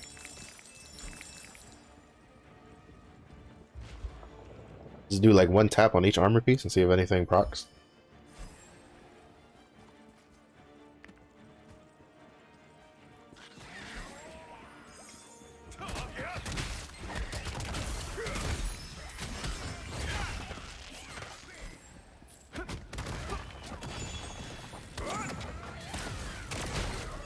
Who are you, stupid Telpa, whatever the hell you're called, you stupid mole person?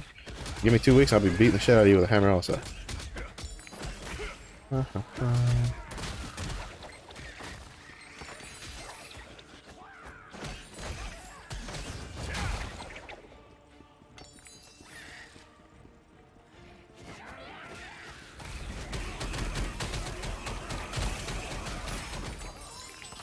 I wonder if they'll give specialist, like the painter chick, a melee class as one of her classes.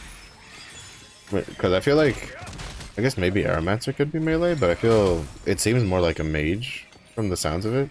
It's like controlling weather. I'm wondering if like any of the variants for it will be melee. Because like for instance, Arcana is pretty much melee for mages, because it's pretty like mid-range, mid to close range. So while the animations aren't like melee animations, it's still, you can still consider it a melee class. Scouter's kind of the same way. Even if you go non-transformation, I feel like the range for the stuff is pretty short. And even then, there's also just Deadeye for gunners, where you basically have to stick your shotgun up the fucking boss's ass to deal any actual damage with it. Like, I shit you not, one step is all the difference between me dealing like 600,000 crits on a boss and dealing like 100 or 200,000 crits on a boss. I'm like, that kind of damage differential is stupid. Like, I don't think any fucking character should do that, or any class should play that way. Because I like the playstyle of Deadeye. I like swapping between at least shotguns and pistols, but it's then gonna come down to this issue where it just doesn't feel rewarding to play. Like, that's like, I'm starting to see what people talk about, like long-term Deadeye players from like Korea, like talk about, where they're just like, the amount of effort you put in to for a Deadeye to play it, even like just at the average, like to meet the average like DPS that a player should be doing, it takes so much effort to get there. And then for whatever reason, like Smilegate's stance on that is like, just get good, scrub. It's basically what they said. That's basically the gist of what they said, is get good. It's like, bro, nobody was asking for a buff. We were just asking for you to fucking get rid of the stupid, like, extend the distance that the shotguns can deal damage, because like, even like, if you, I don't I don't think that, well, because this is what I find funny, right? So like, for Destroyer, they got rid of that because Perfect Swing, Seismic Hammer, and then a couple of the blue abilities, which doesn't matter too much, but the Perfect Swing and Seismic Hammer, specifically the things they removed was that kind of playstyle where you had to hit with a specific portion of the ability to deal a shit ton of damage, because they were like, unsatisfying gameplay, not very fun, makes the class feel kind of clunky. And then, but then Deadeye, who has the same exact playstyle on all of his shotgun abilities, they're like, it's dealing as much damage as we were expecting, get good. It's like, what the fuck? Like, who wrote these patch notes? Like, did you get like individual people in charge of individual stuff, and the guy in charge of Deadeye was just like, you know what, fuck them, like, they'll be fine? Like, I don't know, it kind of reminded me of like some of the World of Warcraft patch notes, where like classes that were desperately in need of tuning were just like, you know, they're kind of all right, we'll get to it. And then classes that were pretty much like pretty overpowered were just like, so we buffed this ability a little bit because it was kind of hard to use. And people were like, are you fucking serious right now? I don't know. I wasn't too terribly impressed with their stance on the Deadeye for enhanced weapon, especially when they turned around and they're like, oh yeah, we buffed the Pistolier in Graving. It's like, do you just like just tell people you don't want them to play enhanced weapon? just say it, right? Just say it. Because that's kind of like the message. Like, that's kind of how I felt like listening to them, is like, we don't want people to play this playstyle. But again, that's more of just it's just a feeling. But also, I might do a couple extra hones on the Glaiver just to get her to 1355, because I feel like being 2 item levels away and just not pushing her to 1355 so she can get that next Chaos Dungeon, it's kind of a waste. Not to mention, again, I like to get all this honing done on like the first day of the week with reset, and then not have to worry about it for the rest of the week. It's kind of the way I look at it. Kind of the way I look at it.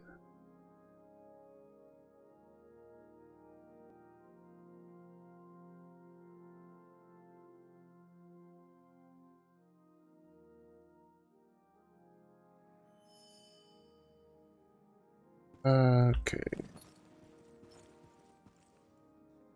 Grab his stuff.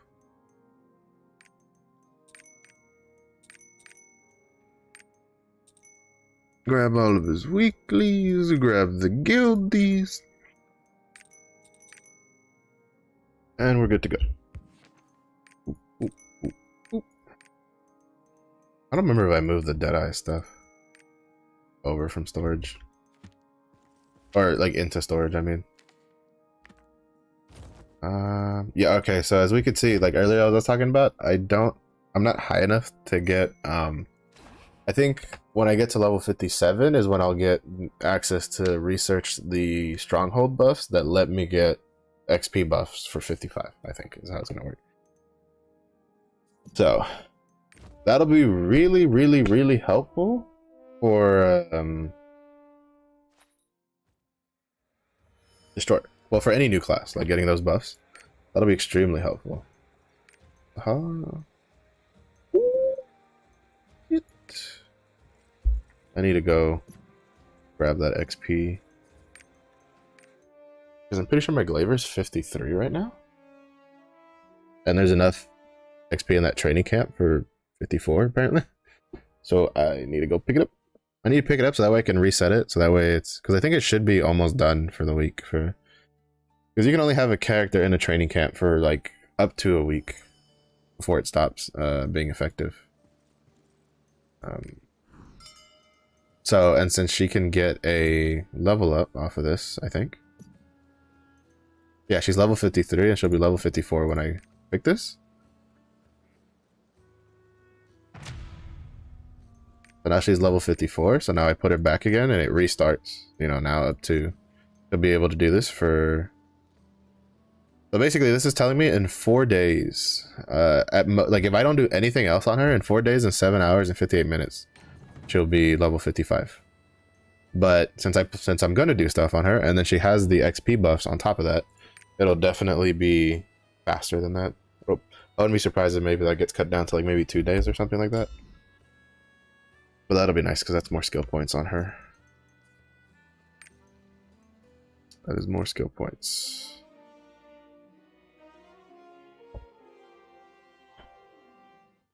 Oh my goodness.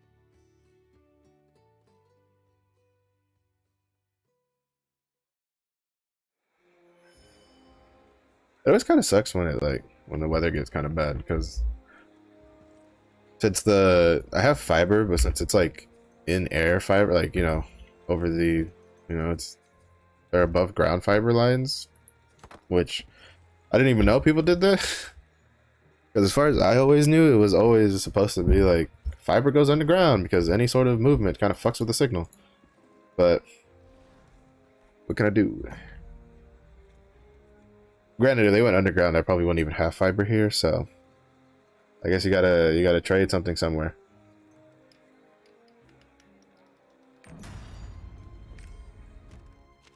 You gotta trade something out somewhere.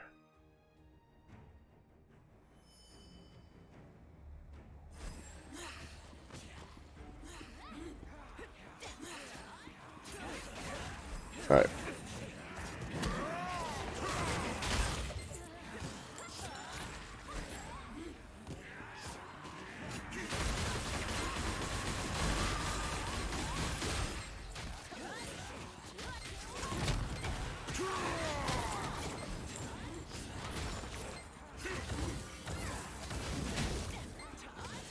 A little bit of that swifty, that little swiftness.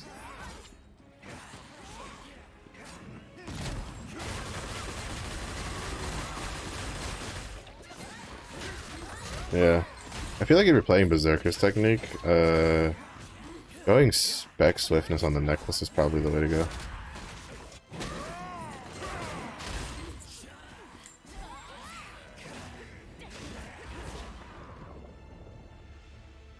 It just makes it that much smoother. Especially because with like Berserker's technique, you get a lot of crit anyway from the engraving, so... I don't feel like you need the extra crit. I think you go anywhere, buddy? Oh, no I did not.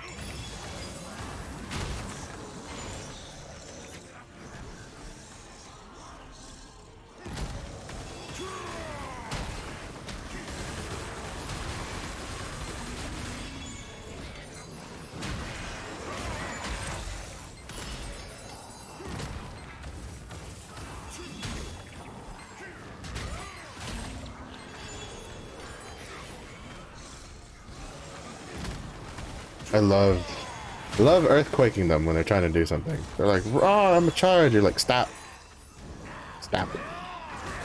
Didn't say you could charge. I love it. It's so fucking fun to do.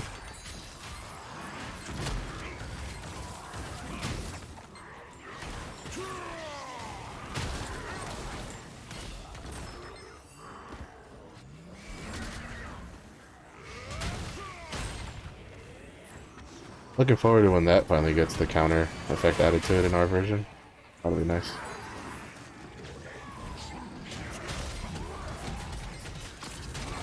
Nice. I was afraid that I would miss a little bit off the side because he kind of like moved to the right more than I was expecting. Well, I need to wait for my bar to run out because I don't have enough. I don't have enough.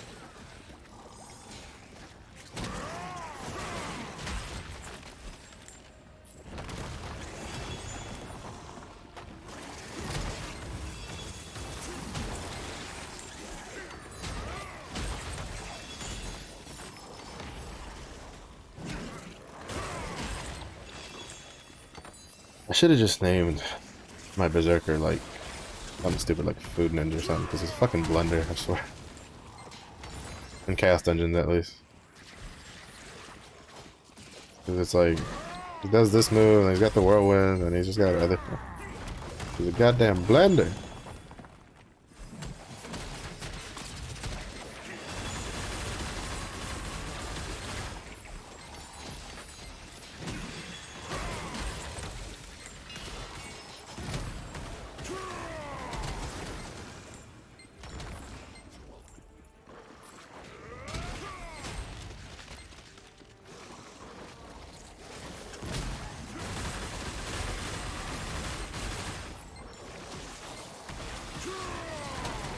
Also, it's funny. So like, a group of like some of the guys I like to raid with, they, for whatever reason, they don't like doing ×3. Or for some reason, they're like every time I bring it up, they get a little ragey looking at you, Riv.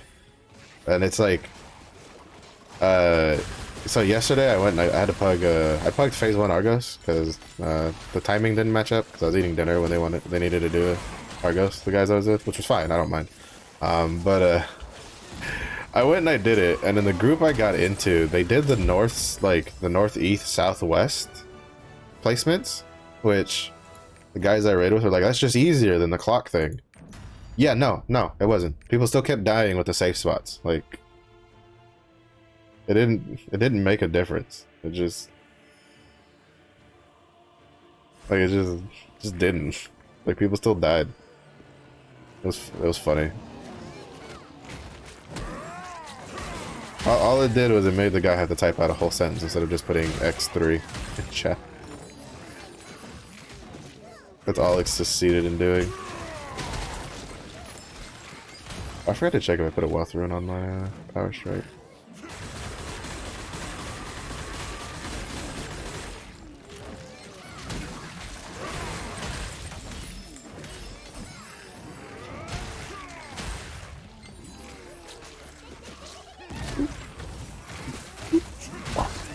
Oh, that's so fun. That is satisfying.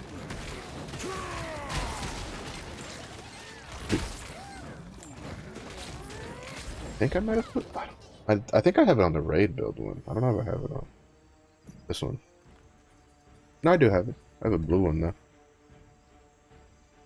I have a blue one because Moke still doesn't want to give me that stupid Omnium Star so I can fucking get Legendary Wealth Rune.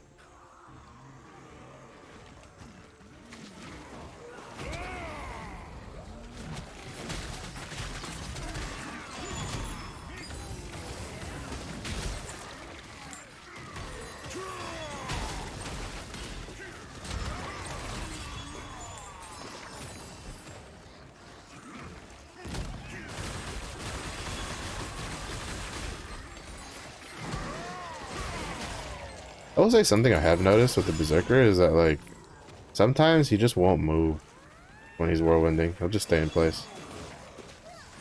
It's a little annoying.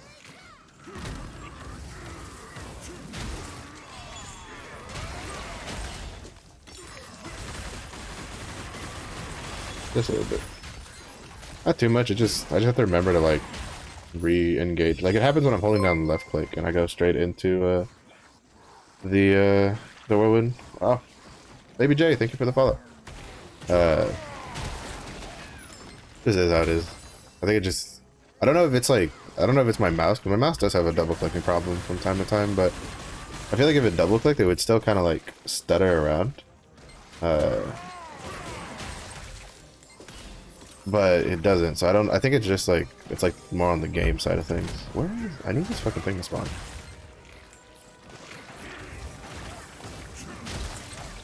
Hello? Boss?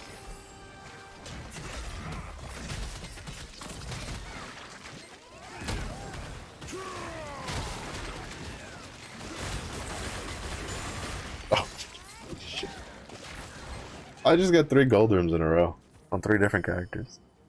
What the fuck is today? Alright. Alright. I'm gonna have to do it. I'm gonna have to do at least 1 hone attempt on every single piece of armor on the scrapper. Basically today's about as lucky as I'm gonna get anytime soon.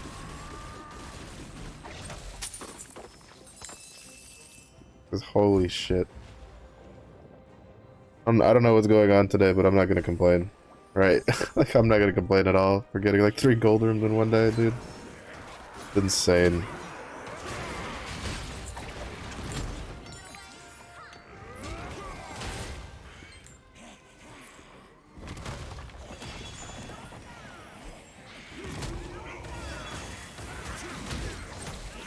It's fucking insane.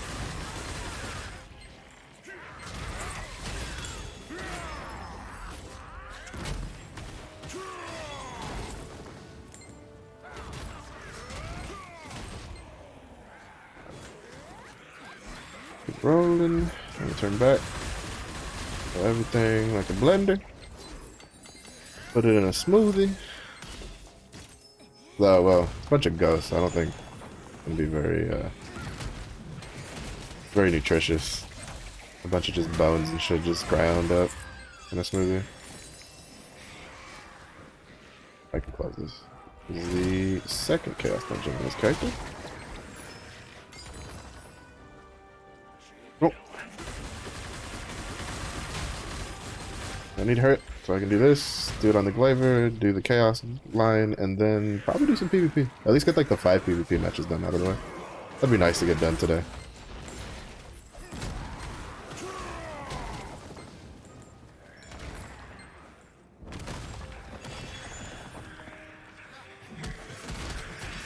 This is also why I like Berserker for Chaos Dungeon, because it's pretty brainless. You can kind of just shut your brain off and just play. Especially since I don't know how it would be for Mayhem Berserker, because their rush ability doesn't deal as much damage as Berserker's techniques because it scales with spec. But you could probably still one-shot the Rift Core guy with the Darkness Rush.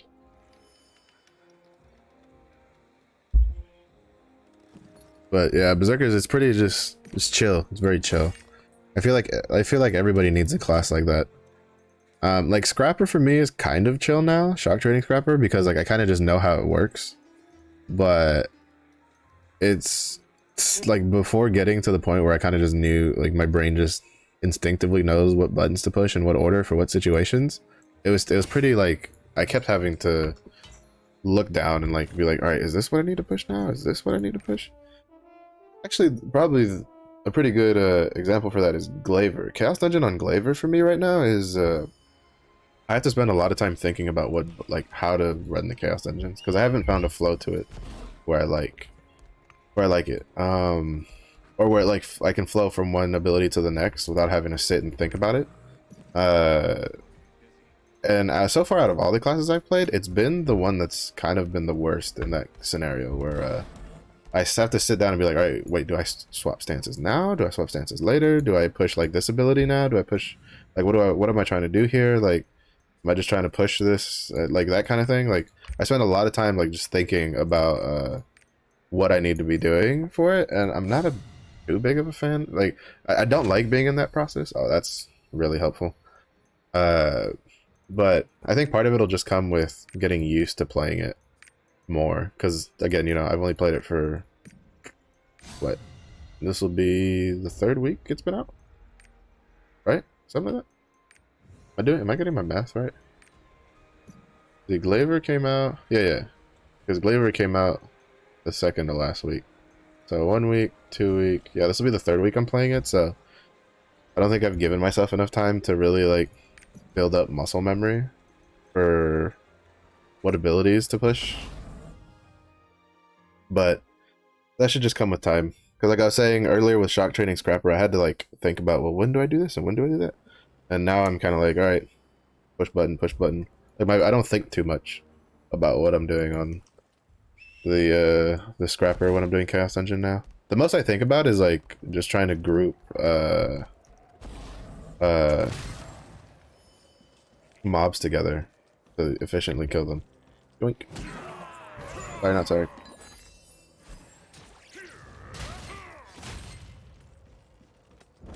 Alright, kill these guys. I'm not getting very lucky with how much credit I'm getting, but sometimes if you're lucky, you can kill like 2 of those bandit packs and get like all 50, and then sometimes it's like that where you have to literally kill everything there to get. But luckily, we got there where nobody was there, so, well, not necessarily nobody, the guy was AFK. So I was able to at least get the whole sweep to myself, so that way I didn't have to sit there, wait to get out of combat to hop channels or stuff like that. Maybe I could have hopped channels like straight off the bat, but just to be safe. But since I was able to get the whole thing to myself even without swapping channel, it sped it up. Okay, so he's like over here somewhere. Yep, nice. That's the one nice thing about more people doing Fate and dailies, is that it takes a little bit for the Tree Sentinel to load for me. So having someone ahead of me that throws the lantern, so that way I don't have to like wait for him to load in, speeds up the quest a lot, which is nice. It's very nice. But then the downside to having more people do the Fate and daily is this next one. People don't really know, like, there's a really easy trick, because there's like a pack of mobs here, right? And people are lazy and they don't want to kill it. If you just like go through the pack and then you hang around here to the left, and then you go over here to the corner, they leash. And then at most you'll have to just kill this pack here, which you'll have to kill them anyway if you come over to this one. And then those guys will leash back, and then you go back, you go over here, you might catch that dude over there for aggro, but you just come here, you have no aggro, and you're good to go. See, if that paladin had done what I did, he wouldn't have had to stop. He could have just gone over there, blitz those guys, get it, and come over here, and he's done. Like, one way or the other, you're still gonna have to kill some things. It's just that it's easy, in my opinion, it's easier and faster to kill the little like fire breathing guys than it is to kill the big tree dudes, because they have more health. Even with like preemptive strike on a 1340 berserker, they take, I have to use like 2 abilities to kill the tree guys, especially that yellow one, the one with the yellow outline. So you're better off just leashing them and then going over to the head and grabbing that. The other issue is it just makes it easier for everybody, because this way you don't unintentionally grief people who probably are just trying to, like, you know, they got the leg and they're trying to head back out. Because that's the problem, right? Is that pretty much all attacks in this game have some amount of AoE towards them. Some are just straight up big AoE circle abilities, while some are just like, you know, it's just a swing or something. But it's still a pretty decent AoE size for it. So, you know, it'll clip a person, and it'll interrupt anybody who is, who could either be, you know, picking up the leg, or, you know, duding back to Kalaja to turn it in, like that kind of stuff. So, in my opinion, it just makes it easier for everybody if you just kind of like, you know, do that little route. Just go off to the right, kill the fire dudes, have those other guys leash, pick up the head, run over. You might accidentally grab a straggler on the way over, depending on if he's there or not, which is still fine. Because sometimes you can, if you take a little wider turn, you can aggro him as you're going towards the head, so you can just kill them all at once, and then go back, and then go towards the leg. But that's kind of just my advice on it, for kind of like a faster, more efficient / cleaner way of picking up the stuff for that daily quest. But I mean, in the long run, it doesn't really matter. Even if people have to kill that big pack that comes down, it still takes like a second if it ends up having to kill, like, if another person has to like help kill with it. So I just think that it's more of a pain in the ass that way. Okay, so we're gonna try to hone this. We're gonna try to get some. I think I need to upgrade 2 things to +12. Or I might have to upgrade everything to +12. Come on. Don't make me use too many resources, because I don't have a lot of fusion materials left. Would you fucking just succeed? Come on. Let's go. There we go. Because I was at, yeah, because my weapon's at 1360, so I think if I can succeed on these pants, I'll be done. Nice, one tap the pants. Yep, there we go. So now we can do the 1355 Chaos Dungeon. And that kind of just ate up the gold from the gold rooms that we got earlier, but I don't feel like that's a bad trade-off. I'm just gonna make sure I have her weeklies. Yes. And then grab this and grab this. We're good to go. And we Gucci.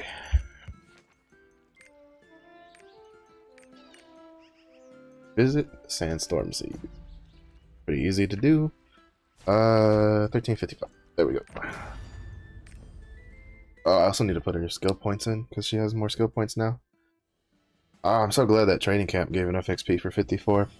Because now I can just straight work on getting to 55, which is going to be huge for DPS.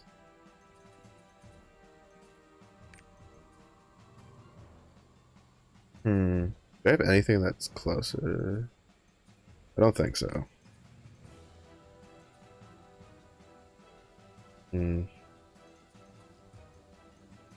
But I think I need to pull points out of this. Well, no, that's a hands. Yeah, no, I'll pull points out of this. Damn. I'm just short of getting the. Oh wait, no, that should be enough, right? Yeah, because it's 28. Yeah, so this way I have two things that'll help me clear out elites in the second map.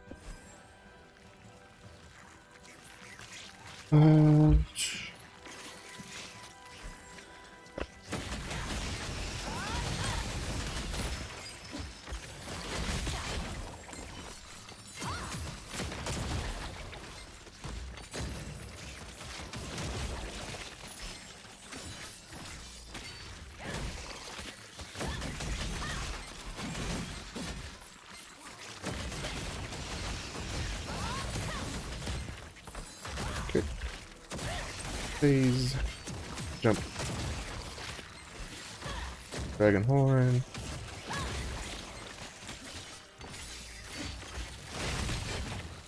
I don't know if like the jump is what's worth investing in, or if I should invest into like the 4 dragon thing, like this one. Because I feel like in this situation that might be better. Like in Chaos Dungeons, I mean, that move might be better than the other one. I haven't done enough testing to really tell though.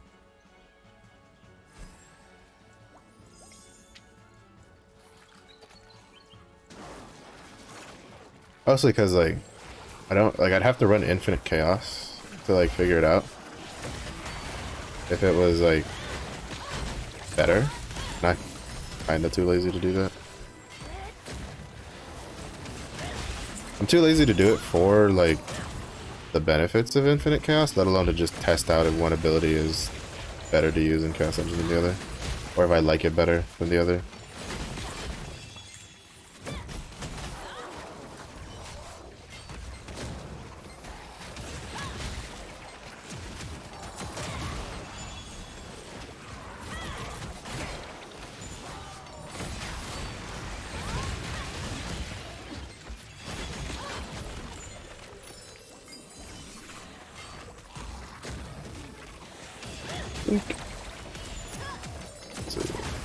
There.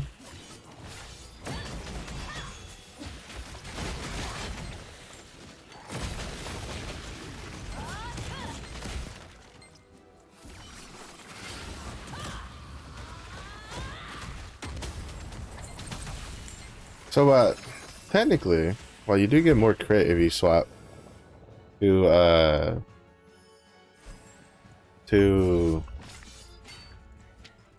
Glaive stance when the boss shows up to like basically guarantee crits on your awakening on the boss. I think with preemptive strike it's kind of unnecessary.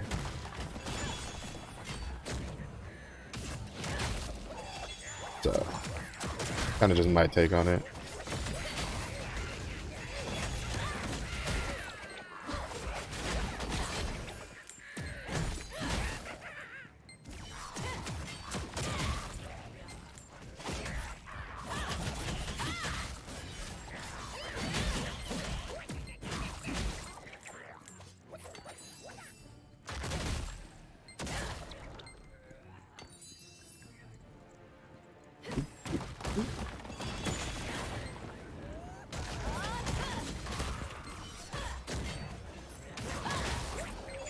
Oink.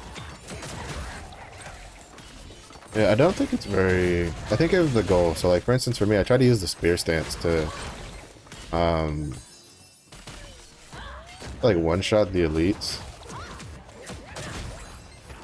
with the Dragon Horn with Preemptive Strike. I don't think it's worth trying to, like, to swap in this third room between, like, Rift Cores. If that makes sense.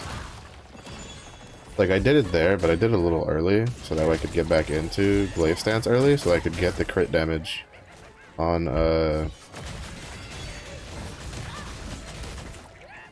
crit damage buff. Because the point is that, so when you swap to Spear Stance, the Pinnacle buff gives you a pretty decent crit damage buff. I think it's like 35% or something. And then since you're guaranteed to crit with an attack damage buff on whatchamacallit,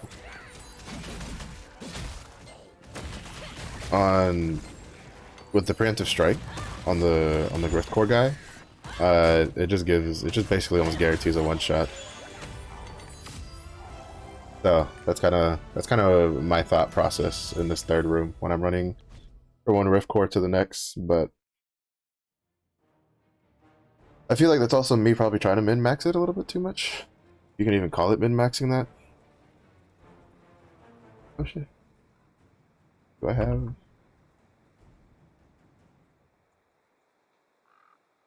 It's still kind of the greenish. Oh no, it's not as green, it's kind of a little turquoise. Because it's plus 13 right now.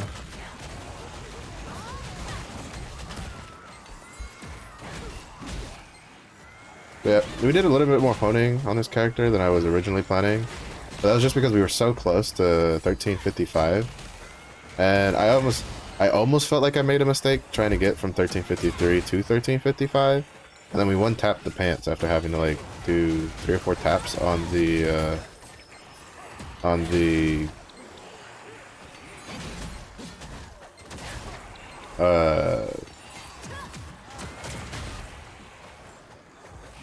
what was it, on the helmet? On the helmet? But then we went tap the pants, so I was like, alright, it was worth. It was alright. It's a little bit more resources than I was planning, but we have time to recoup those resources. Because now, basically, until next week, I won't be doing any more honing. So all the gold I make this week, I can just stockpile it up and then use it to make fusion materials that I need, because I used a lot when I failed all those first huns on the helmet.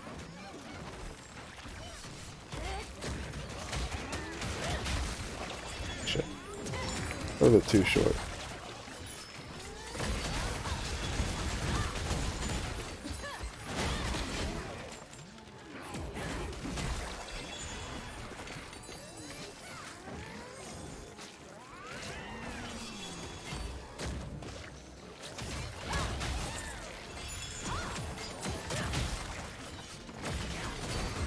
Shoot.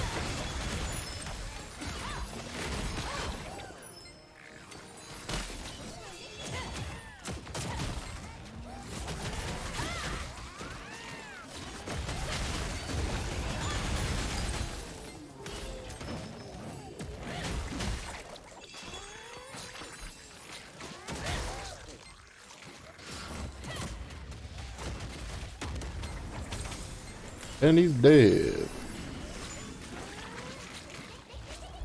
No gold room on the Glaiver, though. I think it would have been way too insane if I had gotten it like 4 times in a row. Way too insane. Like, there's just no way.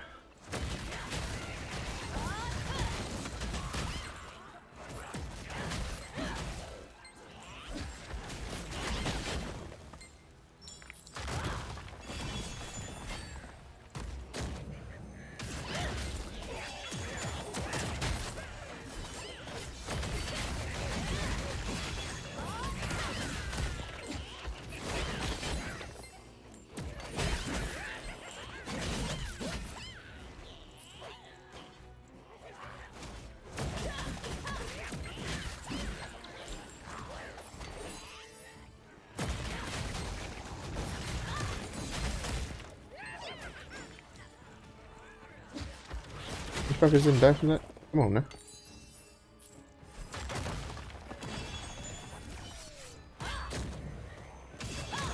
I can't get it out of my head. Every time I see the Glaiver get in the stance for the red dragon horn, it just looks to me like someone who's about to play pool.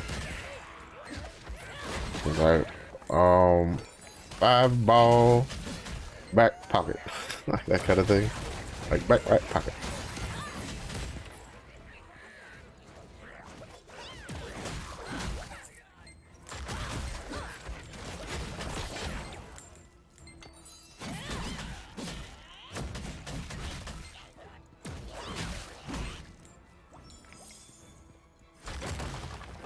I don't know, I saw it once, like, cause like, look at this. It looks like someone who's like, you know, they're playing pool and they're trying to line up a shot. It's literally just about the same like position that most people take.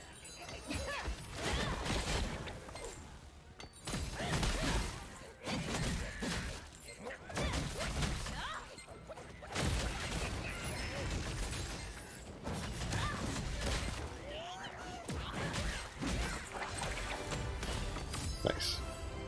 Kind of there, I could kind of start feel that like I'm not really thinking as much on what buttons to push anymore. I'm kind of just pushing buttons, which is that's kind of where you want to get on Chaos Dungeon with classes. You kind of just want to get to a point where you're just pushing buttons, because it's bad enough, you know, that is during it like all the other content you have, like Guardian raids and best dungeons and stuff like that, that you have to like think pretty proactively on like what abilities to do.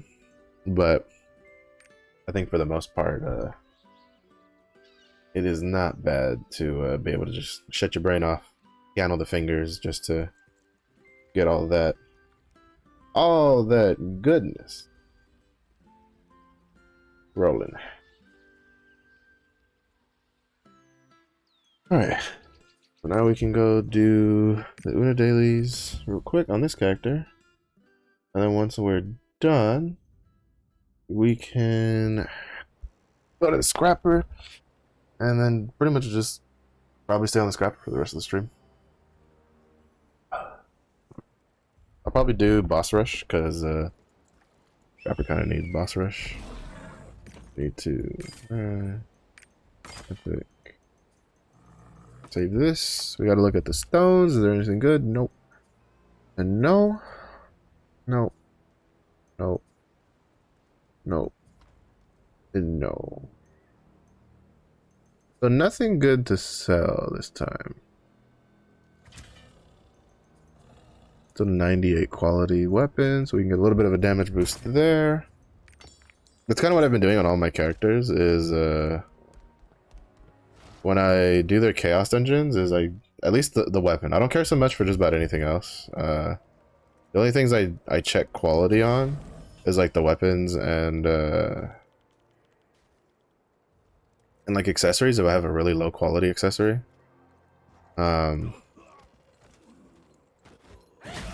But for the most part, I don't really go out of my way to be like, oh, what, you know, it's a 100 quality chest piece, it's a 200 quality gloves. Like, I don't feel like those are really worth it. But for weapons, you get pretty decent amount. Like, that's a 2% difference between what I'm using and that 98 quality weapon for damage, for the additional damage percentage. Like, that's pretty nice. That's a pretty good chunk of damage that you're getting. We go through this.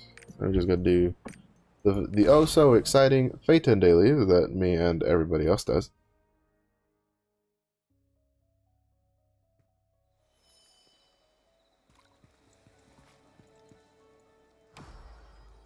Where is it? Throw it so I can see where it is. I think it's like around here, because he came from this. Oh, never mind, it's right here. They move so far when they step, because they have such big models. I'm pretty sure, because since he came from that direction, yeah, see? I'm pretty sure he was originally like over here, and then while I was waiting for him to show up, he walked on top of me, and then now he went back.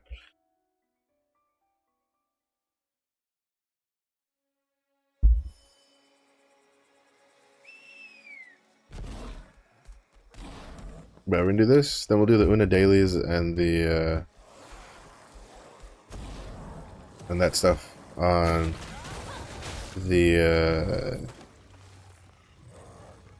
scrapper with the chaos dungeons, and then after that we will do the chaos line, maybe the ghost ship, probably a boss rush just to get one done now, and then after that, and then the rapport dailies, and then if we have time we'll do some PvP matches.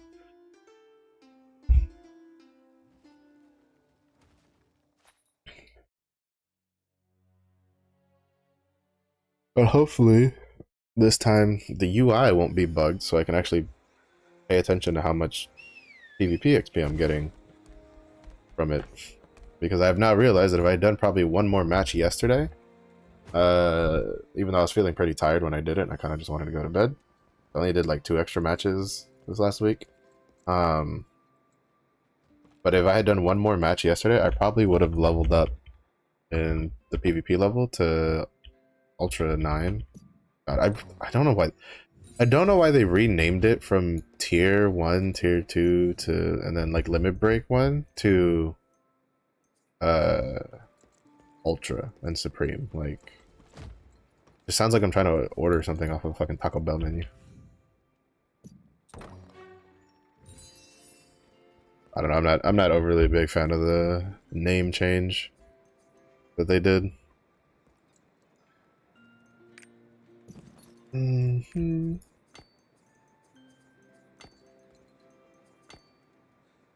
Alright, so what I'm gonna do is when I get on the scrapper, we're gonna go over and I'm gonna do 1 tap on every armor piece. I should have enough for that.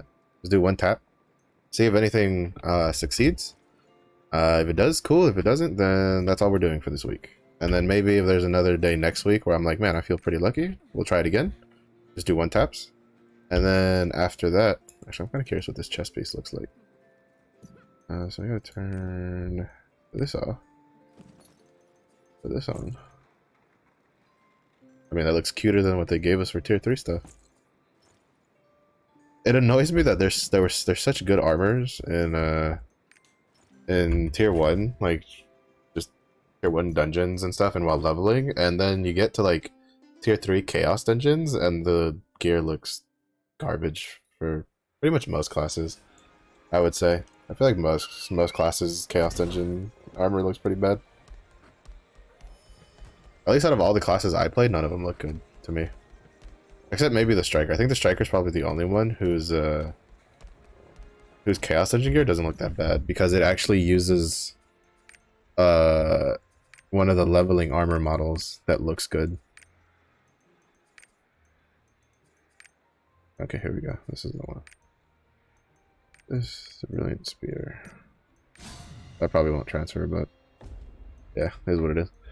Is what it mother trucking is. I think I did the guild login. God, I can't wait, because I'm pretty sure we're supposed to be getting the whatchamacallit,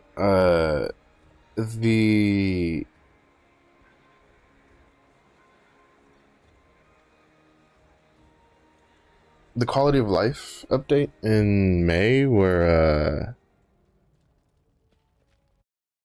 we don't have, where like we can check in game what characters have done what, and like how their rested is looking and stuff like that. It'll be so nice. I don't know if it'll also show you stuff like guild login and guild weeklies and stuff like that, but I think for the most part it's pretty good. Pretty fucking good. Huh? Oh, something expired, yeah. Oh no, right. The auction. Loot auction for the map. 47. Yeah, on average those maps, I'm realizing the legendary maps for the chaos gates are on average going for about 1200 gold nowadays. Oh wait, no, I have the preemptive strike stone on. Alright, so we have plenty of boss rush tickets, so I'm probably gonna do Chaos dungeons. We have the Una dailies. I'm just gonna make sure I have my weeklies and the guild stuff. Weeklies, 2 weeklies gotten. And then we got the guild. Alright, hold up real quick. Right here. I want to see how many do I have left to give me a masterpiece. We have 1, 2, 3, 4, 5. Alright, so there's 5 reputations I need to do that will give me masterpieces. So that's 5, so then I still need 7 more. I'll have to look into where I can get those from.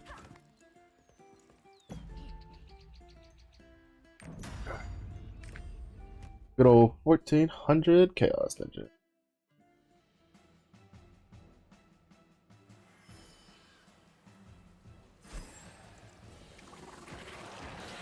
Yeah, quantity-wise, you don't really get much more than you would on the other ones, but quality-wise, at least when I did it yesterday, for the first time, I felt like I got a lot more,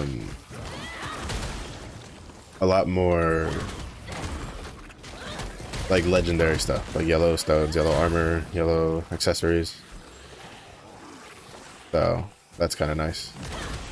Increases the chance of me getting something good to sell. To go for a lot. Because you can still make a decent profit off of like purple stones on the auction house.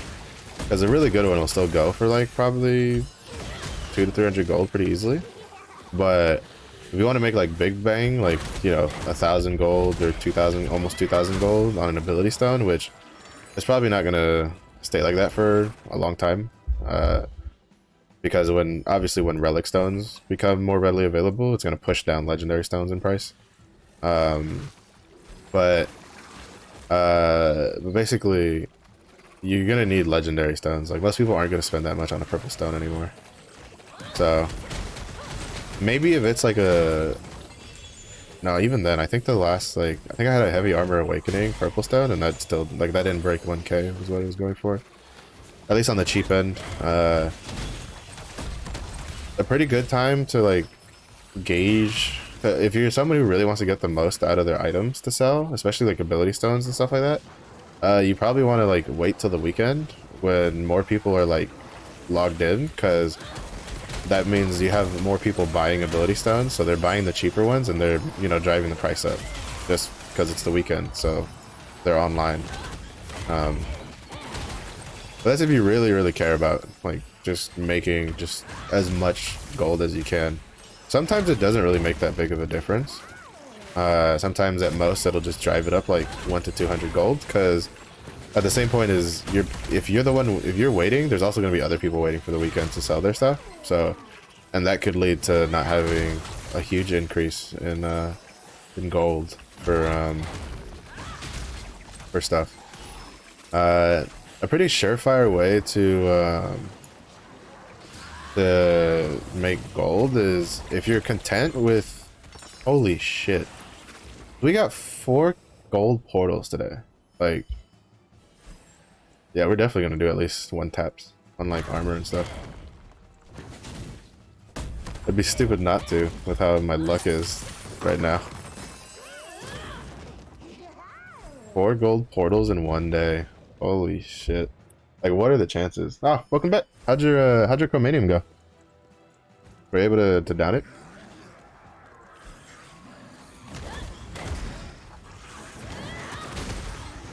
Nice, nice. That's really good. Glad to hear that.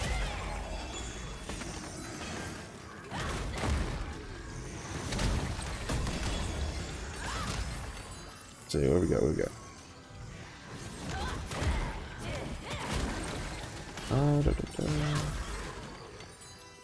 There we go.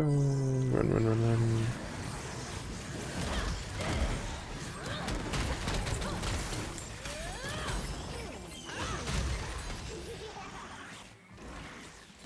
Let's see. Put this here.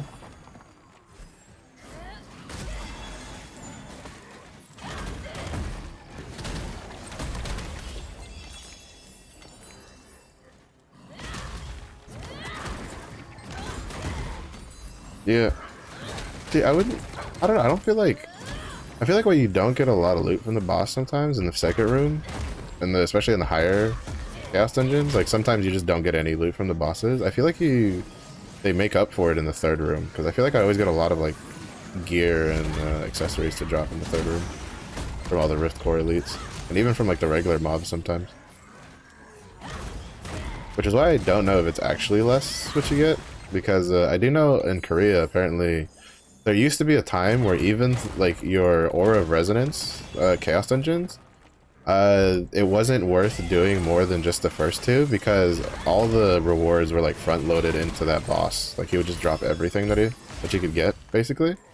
So people would do the first two, and then they did a fix where, well, basically they did a patch a long time ago. Well, I don't know how long ago, but a while back, where they spread out the rewards so that you would, like, it was pretty much even to where you had to do all 3 rooms to get everything. So I don't know if that's kind of what's giving people the misconceptions. But, you know, again, if it ends up that they kind of fucked up when they did an update on how much loot we're getting, and that they have to bump it up, I'm not gonna complain. More loot, baby! More loot means more Guardian Stones and Destruction Stones for me. And then potentially a good accessory to either hold on to or sell. Run in circles. Punch the ground. Yeah, I don't know what it is. But of all the classes I play, Scrapper's still like my favorite so much. I can't even explain it, to be honest. It's just, there's just something about this class that I'm just like, just gels with me.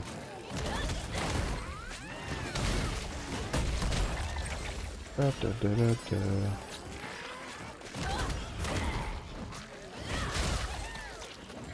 Even though I still think that Taijutsu Scrapper has a better kit for doing Chaos Dungeons. Because they have, because since they run like swiftness, their cooldowns are shorter, and so they just have abilities up more often.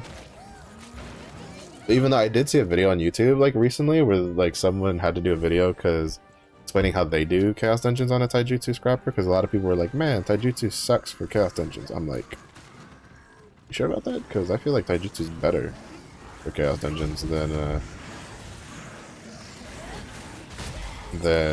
shock training, in all honesty. Or at least it is until you get used to it. Shock training is really good once you get a flow going and you get like short enough cooldowns on it. But I feel like Taijutsu for like a new player who's playing Scrapper is really, really easy to do Chaos Dungeon with.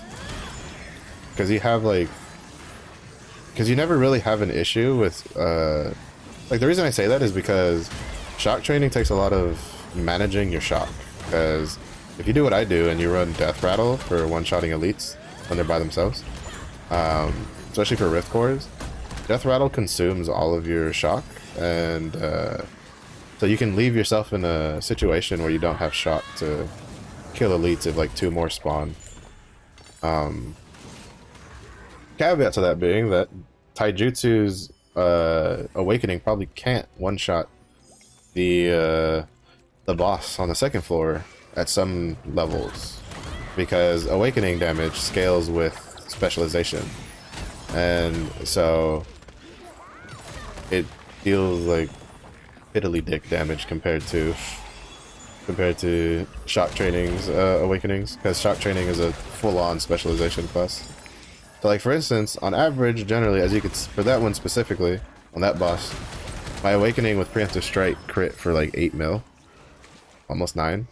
Usually in like Guardian raids on like Night Fox Yoho, as long as it crits, it usually will crit for like about 9 mil, and then if there's a buff up from like a Paladin or like a Bard or something, usually I can get close to 15 mil on it with that buff. I think was the highest I got one time on Yoho.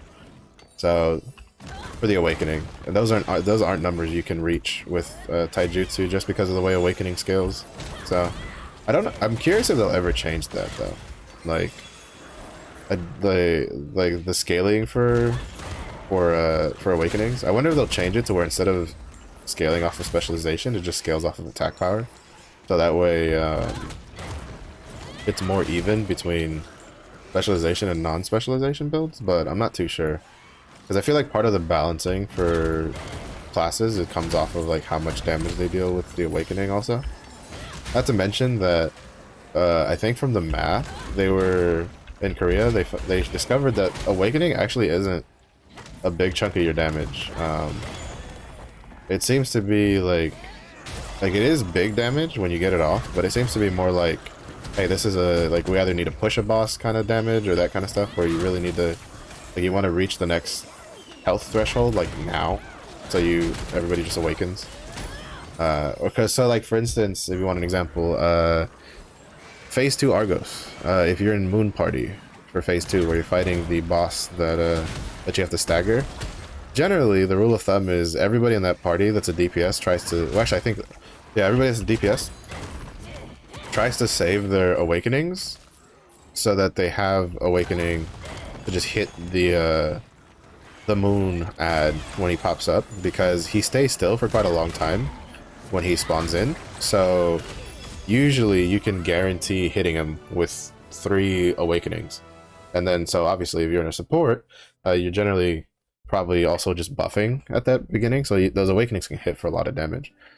So, but that's a case where being like a specialization heavy engraving style is definitely more beneficial. Yeah, see, like, this is why I don't think it's going to end up that especially the 1400 Chaos Dungeons, because the 1400 Chaos Dungeon was the one I saw a forum post today, is they were saying that like it doesn't give, they didn't feel like it gave as much loot, or like the boss wasn't giving loot, but I think it's just because the loot's just stretched out, where sometimes if you don't get loot on the boss, you just get loot from the third room. Because I never had this where I had like all the way up and down, like almost all of my free slots were taken up with loot. Like even the 1385 dungeon wasn't doing this to me. So unless I got like a boss room, which I haven't had a boss room in fucking forever. But I got a lot of gold rooms today, so I'm not gonna really complain. Alright, so is there anything good in here to sell though? Is a real question. The answer is probably no.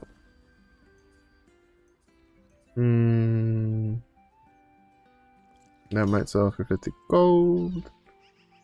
That might sell for 50 gold. Yeah, we run Destroyer, but... Oh no, we run Stone Fist, right? Destroyer. That's why I got it mixed up. Destroyer is what you run on Charging Blow for PvP. Quick Prep. Maybe? Maybe 50 gold? You can generally sell a lot of like +2 engravings for 50 gold relatively reliably. It just depends on like what it is. If it's a damage, like a straight damage tripod, for the most part, it's pretty reliable that it'll sell for 50 gold. This one, on the other hand, though, is probably going to sell for a little bit more, because this has 2 +2s on... Oh wait, no, never mind. Never mind. Now this is 50 gold. I saw the Righteous Pillage, and so I thought that it was Battering Fist, because Battering Fist is... well, no, it's Capture the Opportunity here, but this one just says Righteous Pillage, which is Supernova, which you don't use. So, no, that's 50 gold, because the only thing on it worth is the Iron Cannon Blow, +2. Nope, nothing good there, nothing good there. Hot Claws, Piercing Strike. Do we use Piercing Strike? I don't think we do. What do I use on Supernova? Oh, maybe we do. Okay, yeah, we do use Piercing Strike, so yeah, that'll sell for 50 gold. This is kind of how I make my extra gold on the side. Is I just look at this. I sell a bunch of these for 50 gold. I sell any accessories that are alright. So like if they have like a main stat that something would want, and then like at least 1 +2 for purple or +3 on a legendary, with decent quality, usually like 50 or higher, I'll put them up for 50 gold, and they can sell relatively reliably. That's like little by little. You do that like every day, and those sell little by little, and that's how you make a lot of that's how you can make a lot of gold. Because it might not seem like a lot with 50 gold, right? But if you're selling like, you know, 4 or 5 things every couple of days for 50 gold, that's like 200 gold you're making every couple of days on top of the static gold you're getting from doing your Abyss dungeons and doing your Argos if you're up that high. Doing like, and then whatever else on top, like if you get engraving books that you can sell, or you get gold rooms or stuff like that. So every boost you can kind of scrape together is good. It's good, you know. Never look down on like something like that sells for like 50 to 30 gold or something. Generally I try to sell things for 50 gold. If I see it's not worth that much, I don't usually sell it. I usually just dismantle it for materials, because I personally feel that if it's not worth 50 gold, it's not worth my time.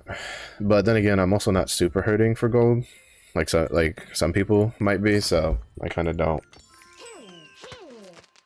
do too much. And then if you don't know how much something is going for, so I usually do this with accessories, not so much with tripods. What's on this? Quick prep, death rattle, reinforced hit. Hopefully those succeed. But like for instance, I do this for accessories. So like for instance, this crit swiftness with barricade and cursed doll. I think this is a good low knight necklace, but I don't know if it actually goes for anything. And if it doesn't, I might just hold it onto myself. And so what you do is you just come here and you go, you know, you sort by necklaces, epic. We won't worry about the quality because we can just look at that on the fly. And then you just put your combat stats and engravings on it. And then you try to see what it's going for. So this one has crit swiftness. And then we have barricade and cursed doll,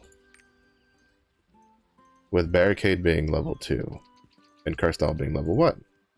So we put 2, and then we put 1 and then a max. Well, we don't have to do that. We could do max value of 1. You have to remember, if you're putting so for purple accessories, it's not too big of a deal, but for legendary accessories, you have to be very mindful of what you're going for, because if you could look for like a max value of 3 but you don't put anything in the minimum value, it'll show you anything from 3 or less, and vice versa. So you kind of have to be a bit more mindful about that. So as we can see, nobody's selling at least this exact necklace. And then the ones that are up, barricade 1, 2, that's a pretty good one, are going for like about 120, 125 gold. And then mine's like, I think I'm gonna match this price right here and see if it sells, because mine is slightly better quality, but it has it's flipped. It's barricade 2 cursed doll 1, which might not be what they want, or it could be. Like, I think I would probably prioritize. So we'll put it up for like, we'll match that guy, except I'll do like 90 for the, no, we'll do 100 for the bid. And I'll do 120, and then we'll see if somebody picks it up. If nobody picks it up, we'll just keep lowering the price down till 50 gold, and then we'll just keep putting it a couple times. And then someone's like, you know, if nobody bites, then we'll sell it. And if somebody does bite, then, or if nobody bites, we'll dismantle it. And then but if somebody does bite, we get like, you know, we get some gold off of it. Okay, so the rest of these, I usually just do 25-50 all the way through. On average, I have a pretty good percentage chance for that selling at that price, is what I realized, which is why I do. On some of these pieces, I may be losing gold out, depending on, because I don't really actively check the market while I'm putting these up. I kind of just, I found a price that I find +2s generally sell reliably at, and then I just put them up there. Because, let's see, sale history. You can kind of see here I have like 50, 50, 50, then there's like 100 and 50. Then I've gotten lucky with ability stones this last week, but then 60, 50. Then I got lucky with a couple accessories. But as you can see, the majority of my stuff is going to sell for 50. I got really lucky with some ability stones and accessories recently, but for the most part, you're going to see a lot of like 50, 25, 80s, like, but all that adds up, right? Like here, and just in these 4 alone, that's 100, this is what, 100, 210 gold, and these like 5 pieces that, you know, if you're not using them, the amount of materials you get from these 5 pieces of gear is not going to equal 210 gold. So that's why, even if you can sell it for like 25 gold for something that's really shitty like this, it's probably worth doing. Because generally, for like, if it gave leap stones, I wouldn't suggest it, but the fact that you don't get leap stones from gear kind of just makes it more worth to try to sell them first. if you think they could be worth something, then to dismantle them for materials. But that's kind of going to come down to you, because maybe you could also be in a situation where you're like, man, I only need like, you know, 30 more like guardian stones, and you have like 10, you know, 10 armor that you got from your chaos dungeon just chilling in your bank, or like in your bag after your run, and you're like, you know what, I'm just gonna dismantle these because I'd rather try to tap than to sell them, and that's perfectly all right.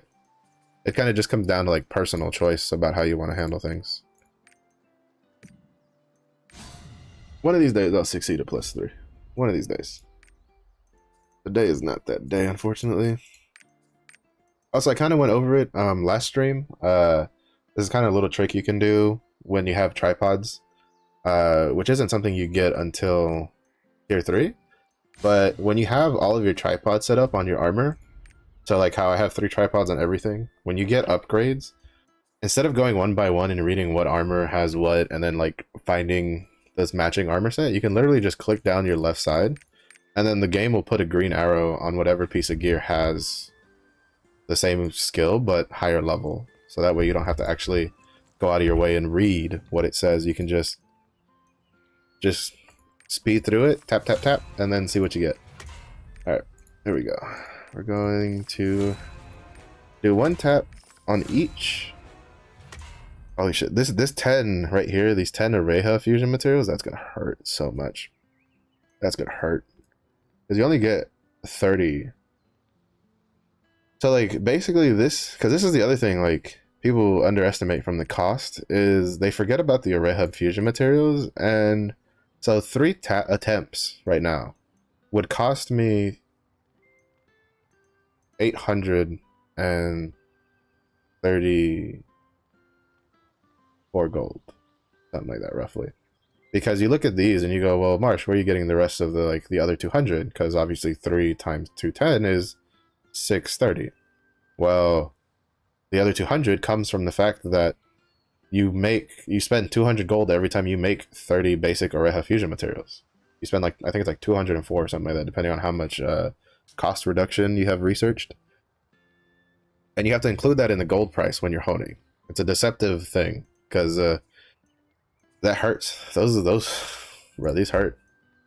All right, so we're just gonna do 1 click all the way through. We're gonna let the animation go out. If something succeeds, awesome. If not, then we've gotten pity started for when we do decide to push further. And it looks like all my luck probably got eaten up by the gold rooms, but yep. So nothing succeeded, but that's fine.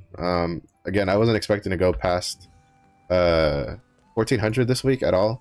I really only did those because like 4 gold room out of 5 characters is extremely lucky. Extremely lucky. So I was just like, you know what, we got the gold rooms, we got that, so I might as well just try it, see if anything succeeds. And nothing succeeded, which is fine. I'm not expecting to succeed to +16 on anything anytime soon, but until then, I'll probably just hoard materials for Destroyer. So that'd be fine. All right, so now we're gonna start doing the rapport, just real quick rapport run through while doing our Una's dailies, which we then will go do the Chaos line, which is the weekly dungeon that you unlock when you hit 1340 and do South Vern. It's got some pretty good stuff in there. If you are 14-15 on anything, you might want to hold on to your entrance, because we're probably going to get the hard version in the May update, which that allows you to the vendor for that, it's a different currency type, and then you'll get you can buy a legendary focus rune with that if you play any class that, you know, uses legend, like focus on anything. So that is an option. I don't know if it really matters, because you can kind of buy out the shop very quickly, like the normal version shop. And then from what I understand, since you get 2 entries a week, even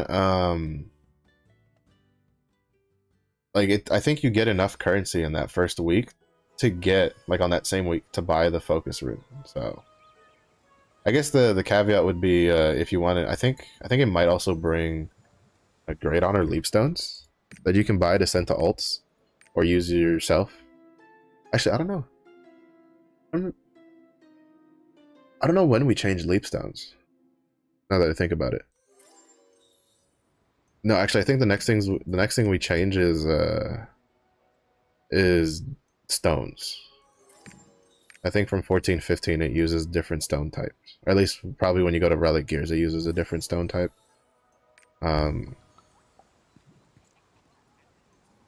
Because the current highest we can hone our gear right now is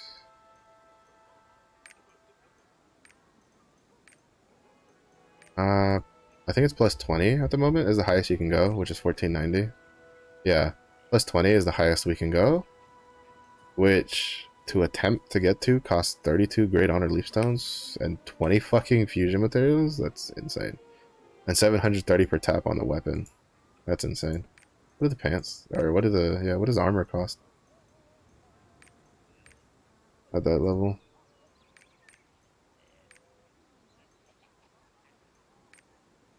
A little less, but actually it's about the same price as what we're paying for now to get to plus 16. It's only 4 more Oreja fusion materials, and then I think like 6 more Great Honor Leapstones. And it's still like half the price. Like that's the big reason why people do efficiency stuff. And I did your stuff, yeah. Yeah. People do efficiency honing for tier 3 in the legendary gear is because weapons are so expensive per tap compared to the armor. So you can get more attempts on armor. Yep, go to Phaeton. We kind of do. I kind of do it in reverse on the scrapper with the way I have things set up. So I do like Phaeton, and then I do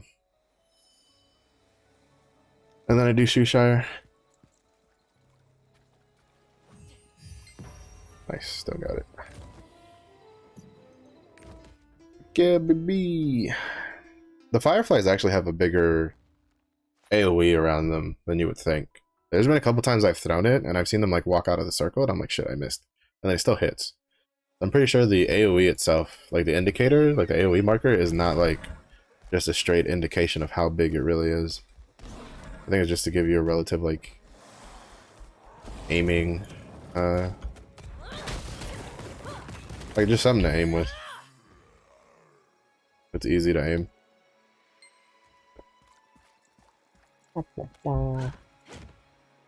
Just like that, easy peasy. No problems. That's why you leash them off to. That's why you go off to that left side. You leash them. You don't have to worry about all those tree guys jumping and whatever. Because the other thing is, those tree guys also don't group up nicely. Because sometimes one will just like start jumping in place while the other ones are like charging at you, and then it's just like you're just like, why you do this? Why you do this? I thought we were friends and that I could kill you quickly.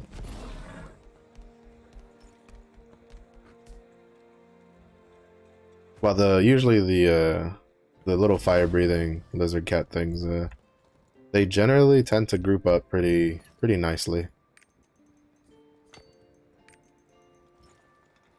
Pretty nicely.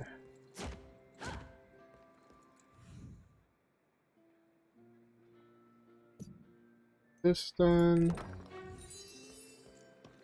Get this other stuff done. Then we'll finish out the rapport and we have to go to Arthitine, Enika, Lutera, and then we go from Lutera to Southburn. So that way we can we'll go. So basically, for now here we'll go to Shoeshire, then we'll go from Shoeshire to Arthitine to Enika to Lutera, and then to Southburn. We're in Southburn. We'll do the Chaos line. I think we well, depending on how it lines up, I might go do the Ghost ship just to get that done. I like getting stuff that's like weekly stuff just done now on reset rather than do it later, because it kind of just helps free up your schedule throughout. And I say this as someone who like plays this game for like at least 4 to 6 hours a day. So even though I'm also saying this as someone who's trying to like free up time to play other stuff, because if you don't give yourself some sort of variety, if you play like especially an MMO too much, you'll It's a pretty sure way of burning yourself out on stuff. Like that's why I'm always kind of in awe of like pro players who like play like games professionally, because you have to put so many hours into practice to get that good and stay at that level. Their skills don't deteriorate. That I'm just like, man, I don't know if I could ever like keep myself from burning out. Just like with how much hours they have to put in to just keep those skills from deteriorating and to stay at the same level as the people you're facing. At least, if because like if you also want to improve, you have to go even further. So, I guess that's why only the percentage of players who go professional on most games is relatively low percentage of the entire population. It's just that just takes a different sort of like mindset, really. Because and the other, well, I mean, even though they're not exclusive to like or excluded from burnout either, because like I've seen a lot of pro players just be like they just, I think it was I think it was League of Legends. There was a guy I used to watch stream that he played professionally, and he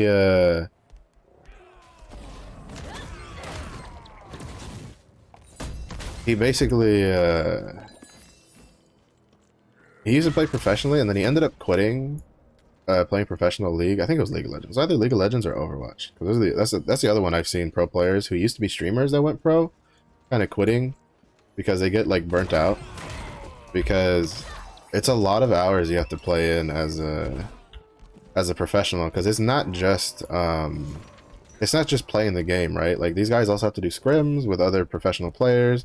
Because if they also, you know, playing the game keeps your skills sharp, but to keep them at the same level as other people, you have to play against those people. So you have to do hours of scrims on top of you generally probably playing hours. Actually, now they talk about it, I think it was Overwatch.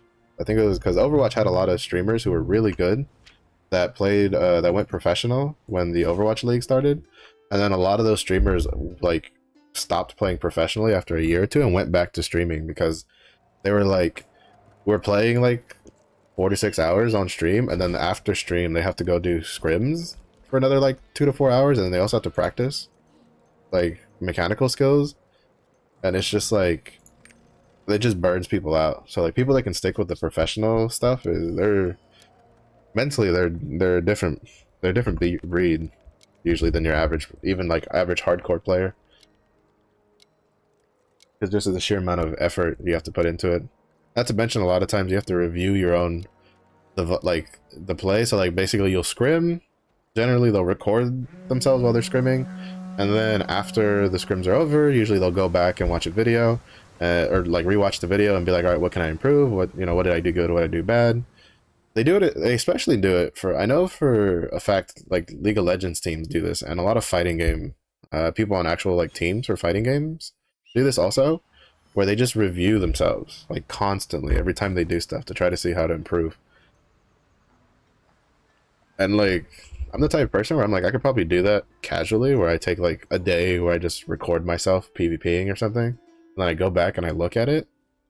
But, and then I use that as kind of a way to keep myself going, and maybe do it like once every like 1 or 2 weeks if I wanted to really consistently get better. But having to do that like every single time, Jesus, just thinking about it makes me want to be like, no, I'm good. I'm good. I'll pass. It's the same way as like when I was doing like English back when I used to go to school, where it's like they're like, write a paper, and then they give it back to you, and they're just like, all right, you make improvements on it, and it's like, you gave me 100 on the paper. What the hell am I supposed to improve on this? You literally just told me I got a perfect score on it. Like, I don't know what you want from me. It always annoyed me when I was doing it in like school and university and shit. I think it's one of the reasons why English was always the subject I hated the most. Just because it was like, write a paper, turn it in, they give you back the paper, then they go like, make it better, and I'm like, I don't know what you're talking about, because like, I don't know what you want me to do, because I literally wrote it the best I could the first time. Instead of just, because I feel like part of it was they wanted you to just like write and then turn it in and then fix it and then write and then like, but I'm not the type of person that does that. I'm like, I write the paper, I check the paper, I have someone else read it, and then once we're both like, yeah, that's good, and then I turn it in. Like I basically do all the steps that they want you to do like up front. And so then later when they're like, well, you need to make like adjustments, and you're like, you didn't even find adjustments that needed to be made when you graded it. How the hell am I supposed to find adjustments? So I don't know. I'm not a very big fan of English. Of the English language. I also just realized how much silver I just used doing those hones. Because I think I was at 11,000 or 11,300,000, something like that. And now I'm down to like 10.8. That's a lot. Well, that was a decent chunk. Because I didn't look at the silver price when I just did my 1, 2, 3 attempts. Alright, so from here we go to Enika. And then we go to Lutera. And then from Lutera we'll go to South Vern.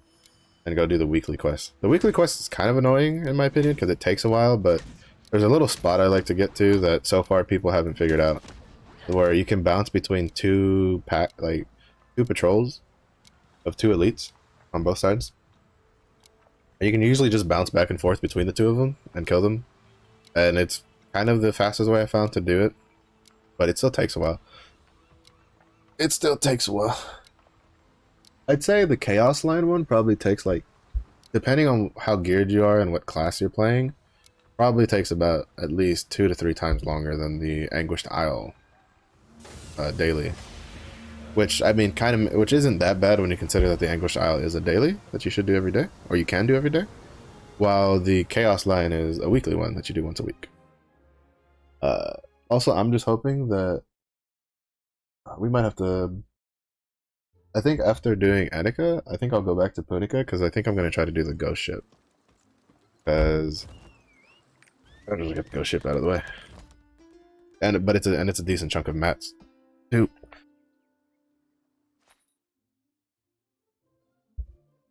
And then maybe we can get another engraving book. I've had relatively good luck with the engraving books from ghost ships these last 2 weeks. So it's definitely made me a bit more pay attention, or pay more attention to when ghost ships are up, so I can do it. Okay, we got this talk. Alright, we're already at friendly level 1. We'll probably get to friendly level 2 with both of these. Which means I'm pretty sure, like, we'll probably be done with him before reset. Which then means that I'll have finally obtained my first Ignia token. Yeah, so 1200, we get roughly 500 every day. So this will take 2 days to get to 3, and then 3 I think is 1500. So yeah, so in 5 days I should be more or less done with him. And so in 5 days I should be able to get my first Ignia token. Without having to use all of my, or pretty much any of my legendary selection chests. Because I'm kind of just saving those up for like rapport skips for like Nia and like Nineveh. Is there a discount? Come on, we're barely making a living Special here. discount for the tournament! Stop right there. High time to set sail. I think I should have enough time to go do the Lutera rapport. And then go and make it in time for the ghost ship. Because they moved the ghost ship, so it's easier to get to.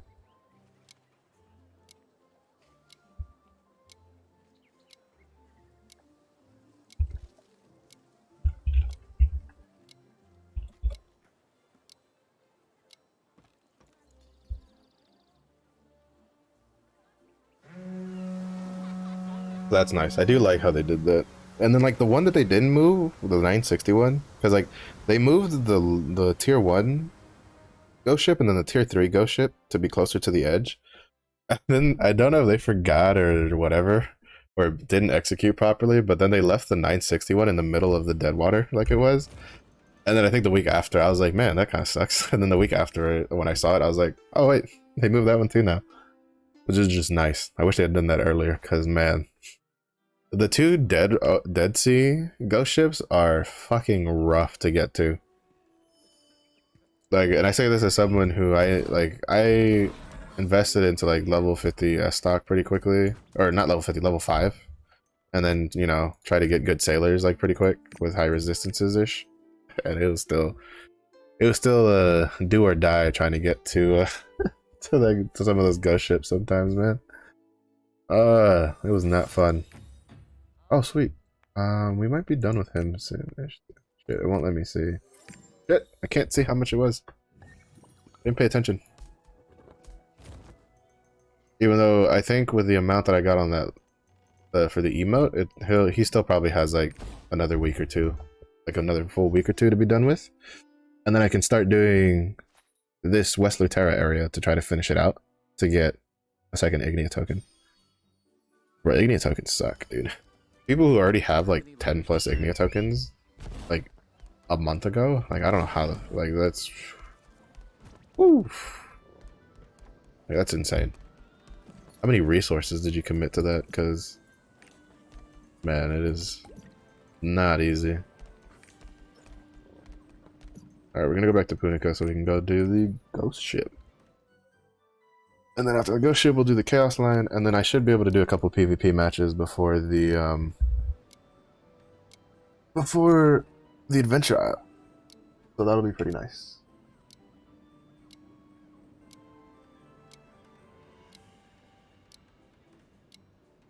That'll be pretty nice.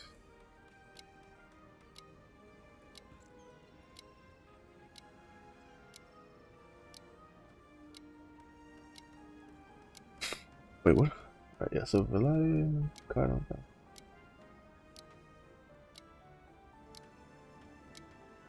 I think I might do boss rush. I don't know. It depends on how long it takes me to do, how much time we have when we do chaos line. Because I kind of don't like PvPing unless I can do like 4 or 5 matches like in a row. Because it takes me a little bit to get warmed up. Because I usually do like 2 unranked matches and I go do like 3 or 4 ranked matches. Just to try to like get my MMR rolling. Unfortunately, my MMR has stayed in the same spot. Because I'll win some and then lose some, and then win some and then lose some. And I'm just like, ugh. But that's just how it be with PvP. Hopefully I'll get better the more consistent I stay with this. Part of it's also I just don't PvP enough throughout the week. Like I'm pretty sure if I PvP'd like a couple matches a day instead of doing like a couple matches a week, I could probably climb up to silver by now. But I also just sometimes just don't feel like doing ranked, and I'll just do all my PvPs in unranked. So I'm just glad I've gotten better to the point where I no longer like instantly get rolled by a team just because like it's a 3-man team, like a pre-made team. Because before I like when you go in PvP as a scrapper, you're kind of on the knife's edge the whole time from being between too aggressive and not aggressive enough. You literally have to be just right for aggressiveness. Oh, sweet. Yeah, see, here we go. 50 gold sold. So we got 49 gold out of that already. I don't know if that's one of the ones we put up or not. But I'm not going to complain. Yeah, so you're just always on this like knife's edge of like you have to be like aggressive, but you can't be like too aggressive, but you also can't be too passive because you just don't do anything. And then like, and the problem is like, I feel like the kit for Scrapper in PvP just doesn't really give it a break on anything. Your stun is a pretty short range, no paralysis immunity, no super armor stun. That's pretty narrow. It has a long reach to it, but it's pretty narrow on the actual like width of it. And then like a lot of your moves, you kind of have to like commit to them when you're gonna try to do damage, because you can charging blow into like fierce tiger strike into like true rising fist, and that's like if you don't do that, you do like no damage basically, consistent, like on a regular basis, because you have death rattles. But again, you don't want to use death rattles too gung-ho in PvP, because if you use death rattles too much, you leave yourself shock starved, and since you don't have class engravings in PvP, the only way to regenerate shock is to push your stamina abilities. But the issue is if you push those too much, then you become stamina starved, and then you have to push your shock abilities to regen. So you generally try and like it's a very fine balance between like how aggressive you can go and like how much you have to like wait. That it can be a little rough sometimes. It's definitely Scrapper's definitely one of those where I think I would call them like a snowball class, right? Like if your team's doing good, you're gonna have a pretty good time on a Scrapper that you can just take advantage and set things up.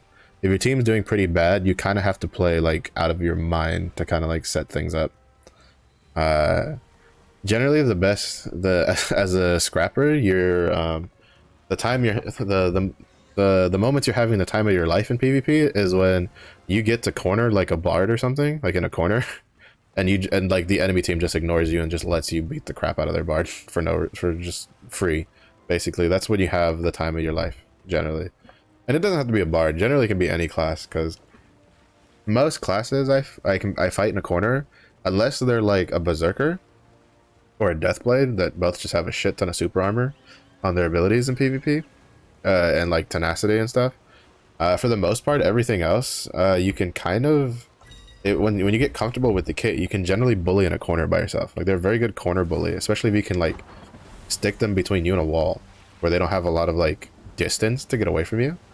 And but even then, that still comes with practice because a good player will know how to like escape that. Hopefully we all get in the same instance, because usually I don't join parties like before getting into like islands and ghost ships and stuff, because the way it goes for me is I get in a party before getting into the ghost ship, and then when I get into the ghost ship, we're all in different instances. Which is why I was asking a friend of mine earlier, like, how the hell does the taxiing work for Moke? Because apparently you can taxi people into like full instances for like Moke, but I don't know how they do it. Like I don't know if they refresh or they have some sort of weird shit they do. Because I can tell you when we were like doing stuff in a group as a party, even doing maps as a party, we wouldn't get in the same instance. We would be put in different channels, and it's just like what is even going on here? Like I don't get how the taxiing thing works, but hopefully we all end up, at least most of us end up in the same instance. Oh, sweet. I think that's new. I don't remember that being there before. I'll take it. Hopefully that'll put us all together. Seeing how it gave a whole prompt about party member and stuff.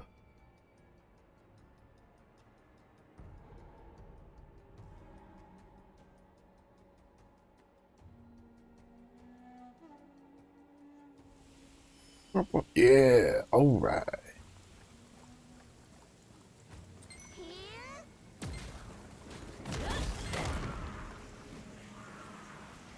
Also, if you struggle to do ghost ships, you definitely want to get... There's a sailor. Basically, you need to do... There's an Una daily task with a reputation that gives you the ghost ship, basically, as a ship for yourself. And then there's a sailor that you need with that ghost ship that then gives you a buff that counteracts the debuff that the ship itself gives you. I noticed that when people were talking about the ghost ship before, it had seemed that like a lot of people thought it was just the ghost ship itself was what you needed to fight the debuff, and you know, because people would forget to mention about the specific sailor that you need. So you need both. You need the ship, and then you need the guy to go on the ship.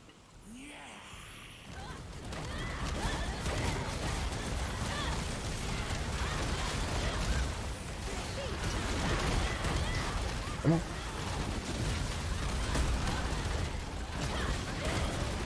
There we go. Yeah, also with the ghost ship, remember not to like just blow your load right off the bat, because he has a reduced damage buff for the first like 10 seconds, I think. So like if you have like preordained, you obviously want to like pop it, but or like pop ability so you can build your crit buff, so that way you can get stacks rolling, or if you have adrenaline to have like full stacks, but don't use any of like your really big damage abilities until that debuff falls off.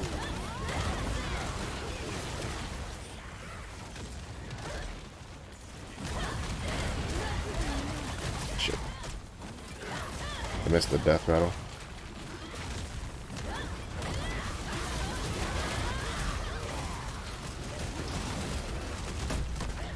Missing a death rattle as a shock trading scrapper is sag. It's not as bad as missing like a surge blade or like a meteor. Actually, it's probably pretty equivalent to like a meteor to shock trading scrapper for like an igniter sort. Like missing a meteor for an igniter sort is kind of a big issue. But it's because like all your damage is in the shock. I know we only got a purple this time, unfortunate. Is in the death rattle with a shock explosion, and then it consumes all of your shock, so it leaves you with nothing to work with if you miss it. So it is very, very, very sad when you miss it.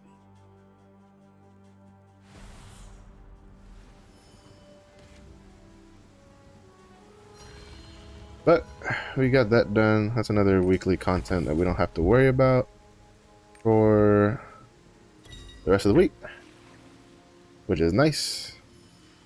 So now we'll go do the chaos line, which shouldn't take us too long. I think that might take us like another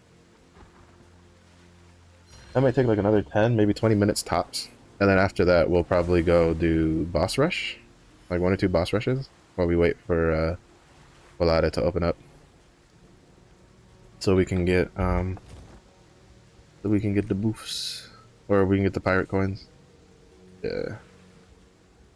And South Vern is definite. Well, South Vern is technically farther to go to get to Volata, because Volata is in that little pocket in the corner, but it's less of a pain in the ass to get to from there, because you don't have to go through the mermaid sea to get to it. Because the mermaid sea, the level that it is for that area, has a chance to stop your boat every time it procs, and that gets really, really annoying very, very quickly. And it just deals a lot more damage to your ship than the dangerous water does, in my opinion. At least that's the way it feels like to me. But I think it's also just because I have higher resistance to the stormy waters in my S stock with my sailors than I do to mermaid stuff.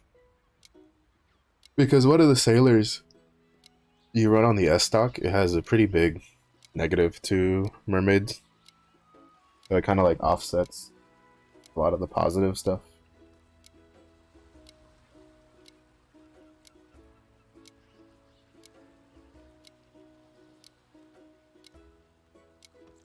From the boat, unfortunately. It's been unfortunate, but it happens. There's not much really we can do about it.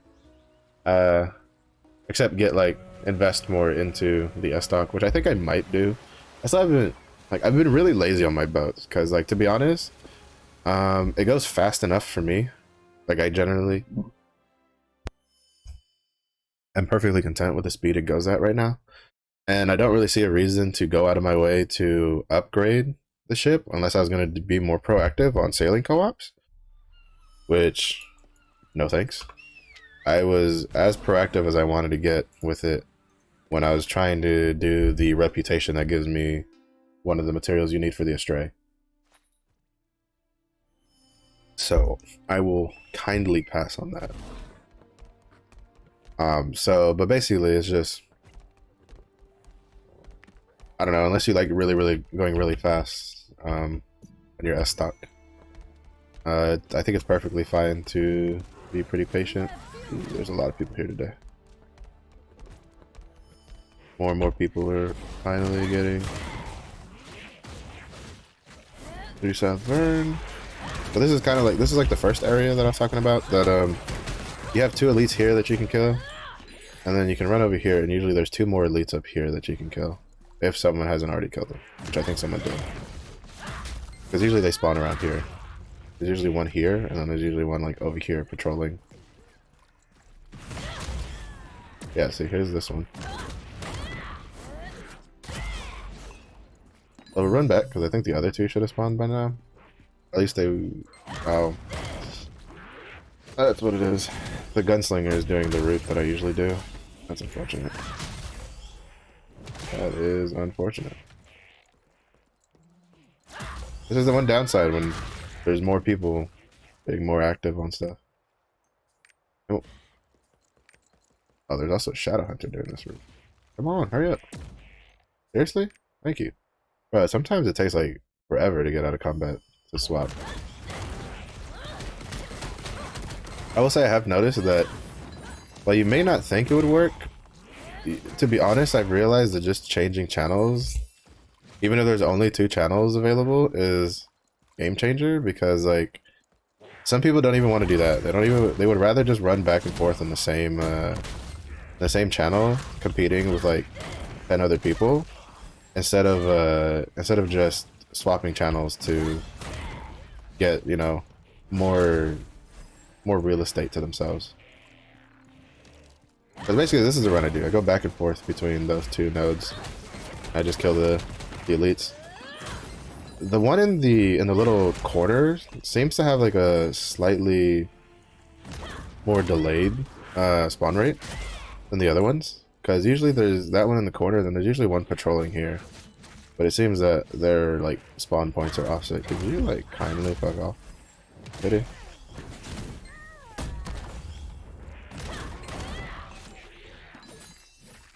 I will say though that I do like the armor for the Phantom Legion Knight people, whatever they were called. I forgot what the name was in the storyline. Oh, I think they I think they just called them something like the Black Knights or something like that. I think 2 original. But yeah, those guys, it's like I like their armor color scheme. To be honest, I like the Phantom Legion color scheme. I think it's pretty cool, personally. I like the black and the purple.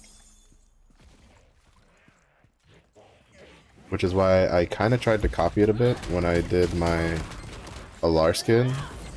When I was dyeing the Alar skin on the Glaiver, I basically tried to get, it's basically Phantom Legion colors, to be honest, is what it is.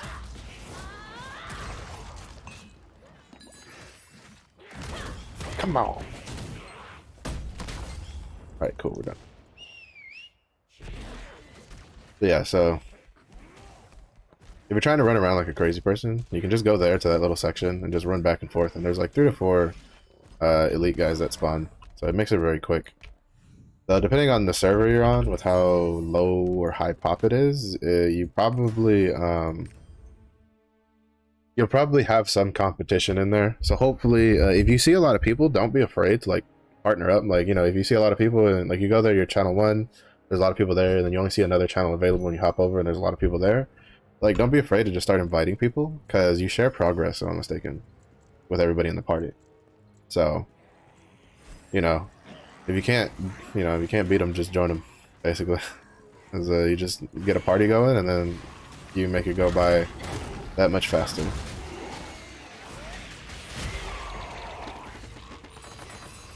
So this, grab these. We open the door.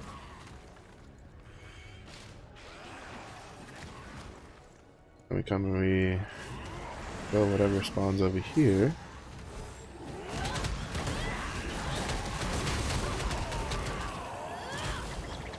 Nice. You kind of have to remember I kind of talked about it last time I showed off the Chaos line last week, but it's been a while. When you're doing Chaos line, you have to be a little careful if you get in the area where a lot of archers can spawn, because it seems that their arrow volley has a lot of stagger on it. So if you get a lot of like, there's usually one spot that has this like a shit ton of archers that spawn. I usually get it on my runs. So you have to kill the archers before you can interact with the tower, because as far as I've experienced, they're the only one that'll let it make it so that you can't interact with the tower. Yeah, see here, this is the one. There's just a shit ton of archers. You just have to like kill at least a majority of them, so that way it gives you time to... Well, they won't interrupt you when you're dealing with the tower. I could have demonstrated it, but it annoys me when it happens, so... And then the other thing with the Chaos line is, like, don't kill everything. You only get currency from the elite guys that spawn, from what I've seen, and then the boss at the end. So, and not to mention, I think that the mobs just keep spawning, period. Like, I don't think they stop spawning, so you're kind of just doing more work than you need to. So just kill what you need to kill, interact with what you gotta interact, and then just carry on.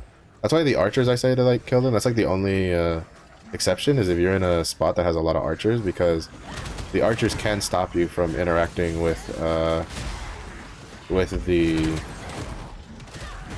tower, which is annoying. Generally, from what I've experienced, like the melee guys, they might interrupt you also, but usually the speed at which they attack is slow enough that you can interact with it fast enough in between to destroy the gate. Also, I still don't like that they chose Kaisher for the for like the boss for this. Oh shit! I like dodged into it.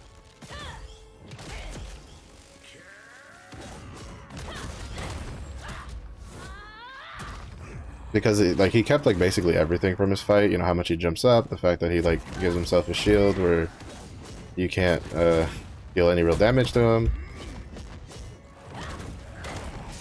I know it can be a little tempting to kind of like just break the shield, especially if you're at higher like item levels, but it'll just end up eating your like highest damaging move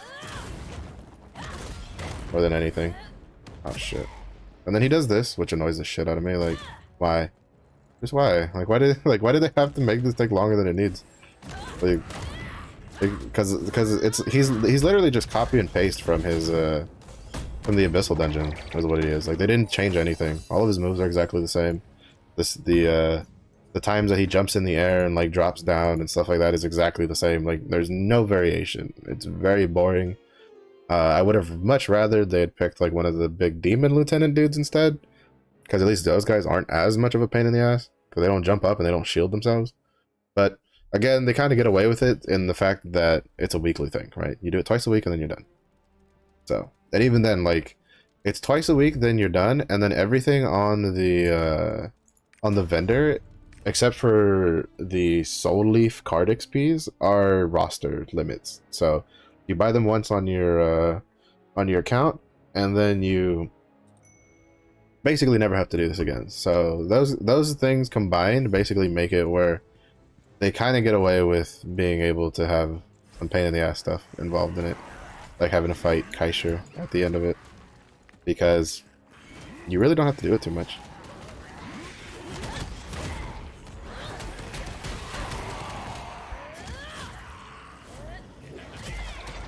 I will say though, the fact that they added the ghost ship guy as one of the like elite ads is a little annoying. Generally, if I because the other thing is you don't know who spawns for the most part, depending on like. So in this one, I could have guessed that it was going to be the ghost ship guy, because it spawned the same exact map, but it is RNG. There's RNG to it in the way the stuff spawns. This is actually the first time I've gotten the same exact like spawn points as like 2 runs in a row. Usually it rotates, it like shifts the positions. So I could have assumed that it was going to be the ghost ship captain mob, so that way I could have done death rattle instead, so that way instead of having to interrupt my chain destruction fist, I could have just killed him. Because the problem is more often than not he starts off with the stupid fear charge that the ghost ship captain does, and so not much to be done there.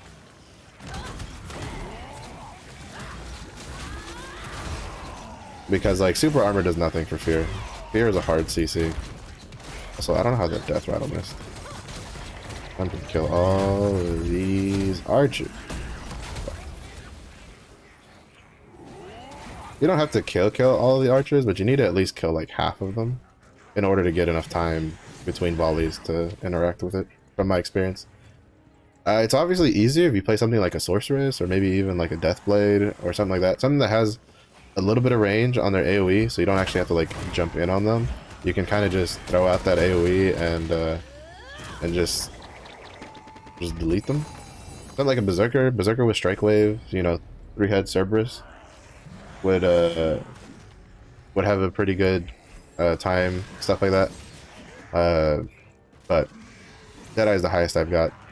So, and there's no real reason from what I've seen to all right.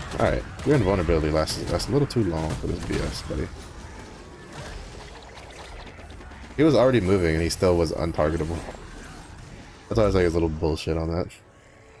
Because he was already like attacking and I still technically couldn't deal damage to him. Little suicide guys. They're a pain in the ass, but at least you can kill them in here.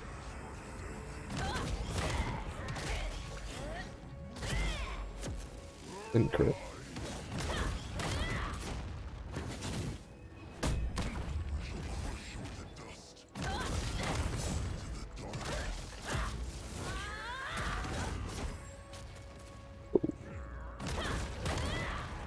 Bleed on that. Do this. I got the legendary bleed rune, and that shit slaps for damage. And now he's gonna jump in the air. Try to keep my adrenaline stacks up. And this should kill him. Oh, almost killed him. I don't think it crit. That's probably why I didn't kill him. But there we go. That's done. We did our 2 for the week, and then we're out. That went a lot faster than I thought it was gonna be, but it was still kind of, well, actually not a lot faster. That was about as fast as I was expecting, to be honest, because I said 10 to 20 minutes, and lo and behold, 20 minutes. So that's nice. Let's see. Is there anything I want to buy? Could buy these. And these. Like, I could just buy all of the material stuff. Because the chest itself is roster bound. So there's you can just buy them and toss them. So you have 500 destruction stones, 1500 guardian stones, 10 medium-sized pouches, which I think is 1,000 shards each, so that's 10,000 shards here, and then 170 regular honor leap stones, and then you have a bunch of like whatchamacallit them, the percentage item chests.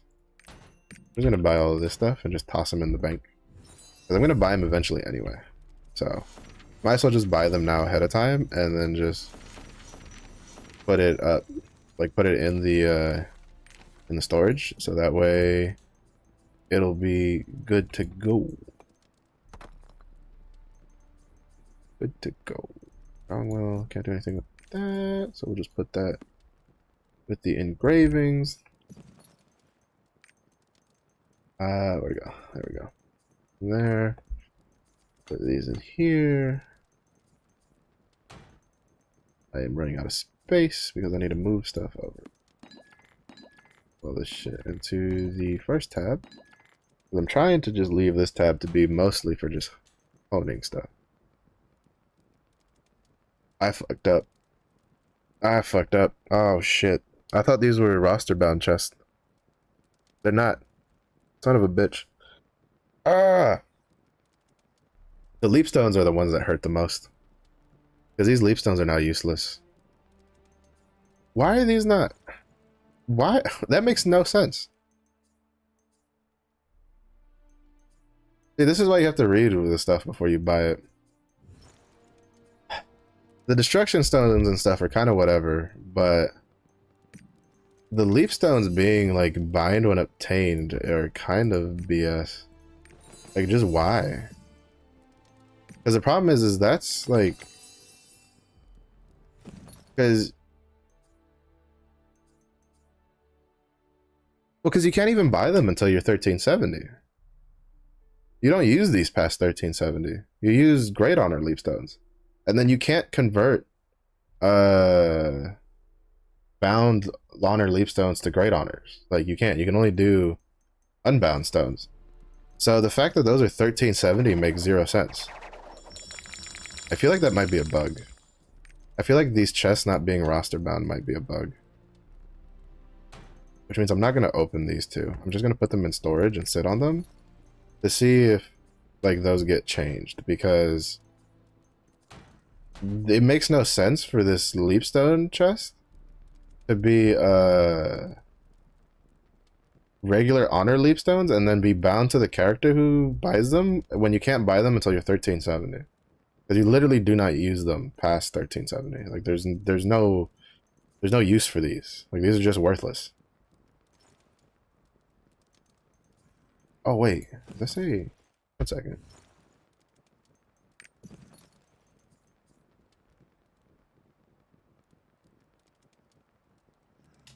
Oh, I think these are bugged. Because if you notice, they're called Glorious Leapstones. If I'm not mistaken, Glorious Leapstones are the Leapstones that come after Great Honor Leapstones. But these are regular Honor Leapstones. Even though the text itself says chest that grants 10 Glorious Leapstones.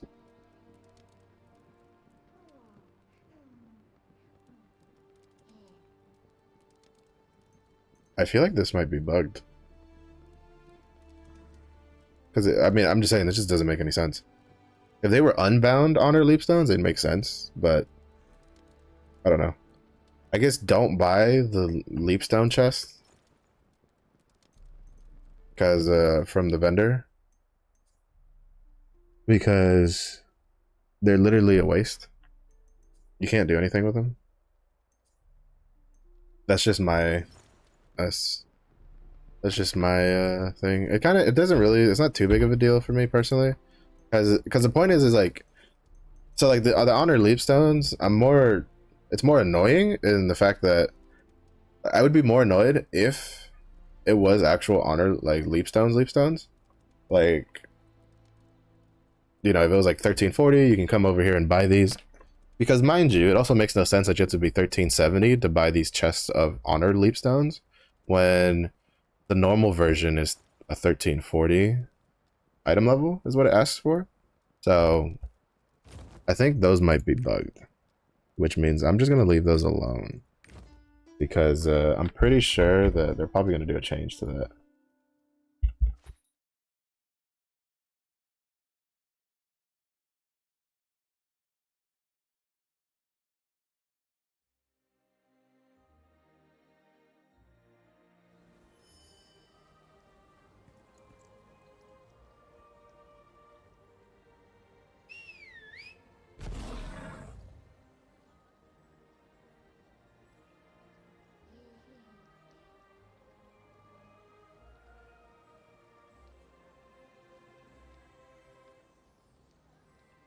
Actually, let me double check about the Great Honor Leapstones.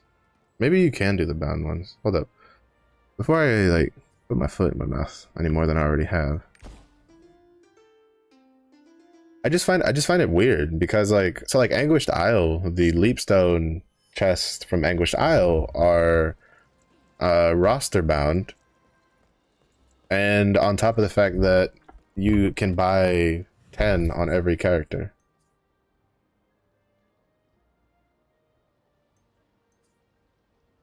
$195. Oh, so I can convert these to Great Honors because I think I only have 200. Okay, never mind. You can convert your bound leapstones over. That just means I'll just convert those to Great Honors. I really don't care. They're still usable. It's just, I just find it weird. It doesn't really make much sense.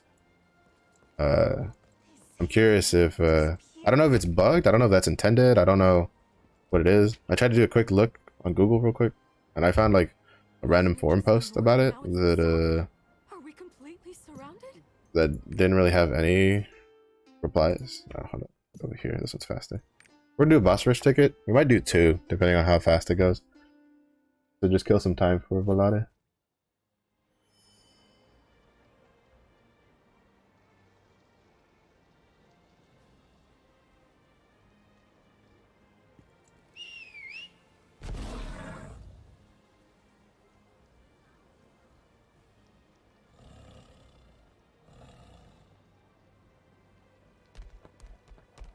Yeah, I don't know. I don't know if we've got any feedback on that. I'll have to. I'll have to do some forum dumpster diving to see if there's any like official feedback on it, because there's probably gonna be posts for it. You'll regret it if you don't take me along. We've got a proven track record. Take us with you. 528. We should have enough to do probably. We'll see how fast it goes. The speed at which boss rushes go is completely dependent on how geared everybody is, because you can get anything from 1325 up to like 1490. Because I've had a 1490 berserker in here just demolish his way through the boss rush.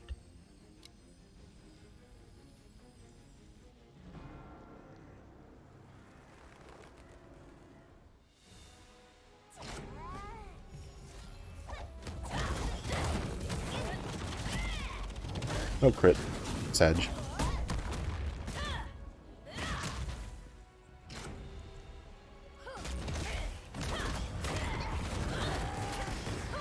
Ooh, somebody's falling here. Is it you? 1407.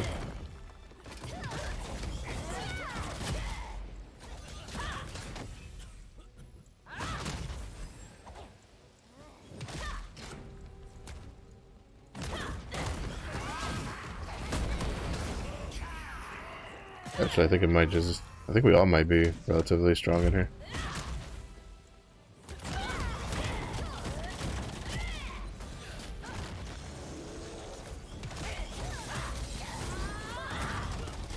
I hate fucking bosses that the first thing they do is they jump in the air as soon as they pop up. It's like, really? Really? Wow, my god. Why? Dude, just fucking stay together. Holy shit. I can't describe how many times when someone runs off over here to try to be quote-unquote smart and like kill the second boss, it kind of fucks it up for everybody else because the middle boss just goes after them instead. Like, I wasted a death rattle there that probably would have, like... I'm not gonna say it would have killed the boss because I still would have needed to crit to like one-shot the boss in here, but it would have done a pretty good job. It would have, I mean, you know, almost 2 mil is a good chunk of damage. That's generally why in boss rushes you stand in the middle, because you don't know who's the boss is gonna aggro on, and then it just makes it difficult for if you have a gun lancer, you can kind of be like, as the gun lancer, I'm gonna stay in the, you know, you can leave the gun lancer in the middle because he can taunt the boss, right? Keep it from running off. But if there's no gun lancer, or in the future destroyer, just again, why, dude? Like, you're fucking up our abilities for no fucking reason. Like right there, it was a supernova that I missed because the boss ran behind me because for whatever reason the sharpshooter's like, you know what, I have to fucking go over here. Like, dude, just stay here, kill this boss. Wait for the other 2 bosses to come here. And then once they all get clumped together, then we kill them. Not really that complicated.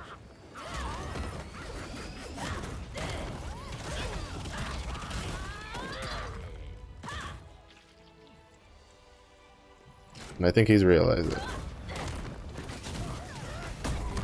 Because it doesn't speed anything up, it just slows it down. Oh, I didn't think I was still in it.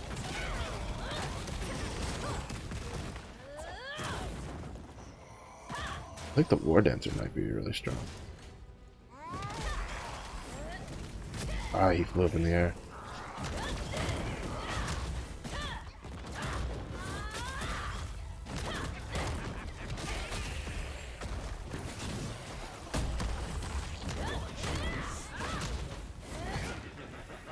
Oh, if I had just kept doing it, I would have.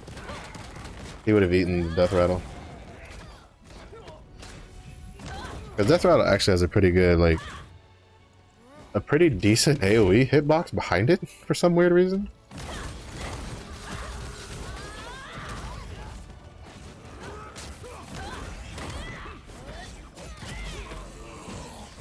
Like, I couldn't, like, it's kind of funny.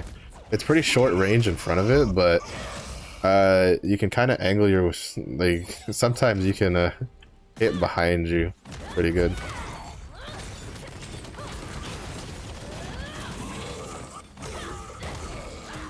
They still? Oh, I did quit.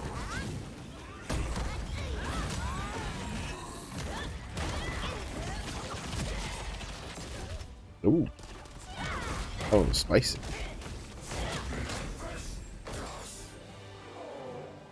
Yeah, that took about 10 minutes, roughly. Oh no, that took less than that. Took about 5 minutes. I'll probably do another one then. Hey, even with the sharpshooter accidentally griefing me, I still dealt the damage.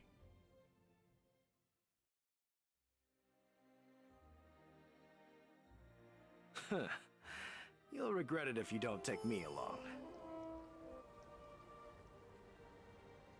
We've got a proven track record. Take us with you.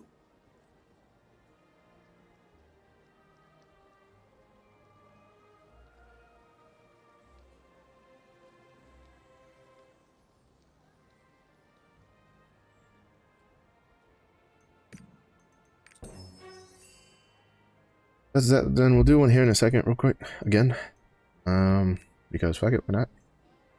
He got the 14, 15. That's insane. But it's great. Field request. Grab that. Do it again. In we go.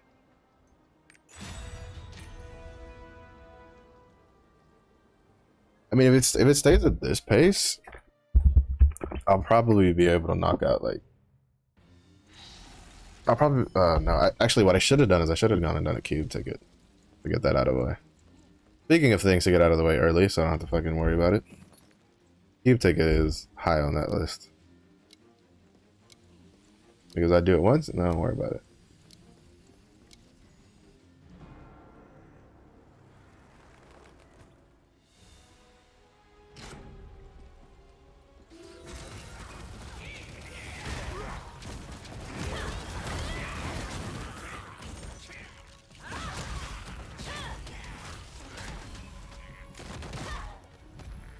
Focus, focus, focus.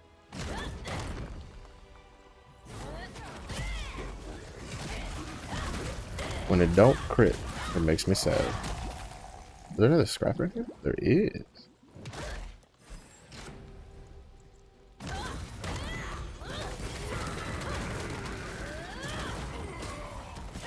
I think they're taijutsu though, from the sound effects. I hear a lot of the.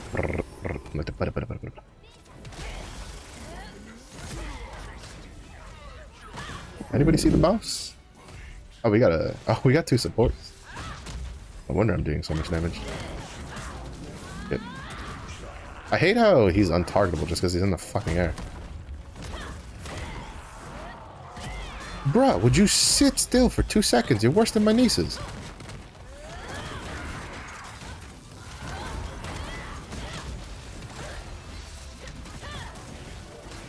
Jeez. I don't know why they made him a bird. He's basically a monkey.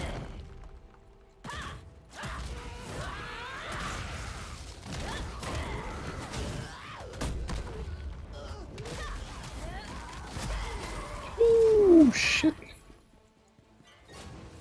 Having supports is nice.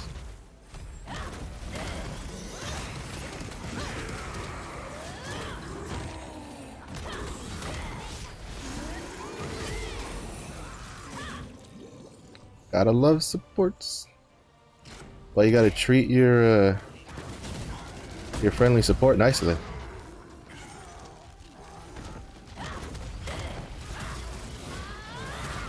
Because they give you the buffs to deal the damage. But I also haven't been able to activate midday because I'm killing everything too fast.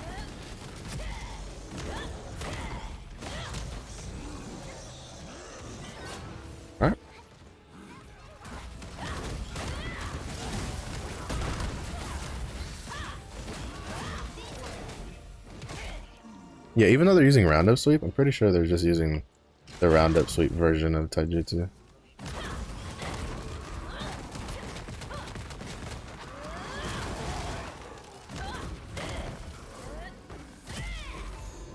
Ooh, tanky bro. I will say this is like, that tree dude is the only one I don't know where he's from. I found like all the other bosses in here that I fought where I'm like, who's this? Like that, those kind of guys? Except for that tree dude. He's like the only one I haven't found.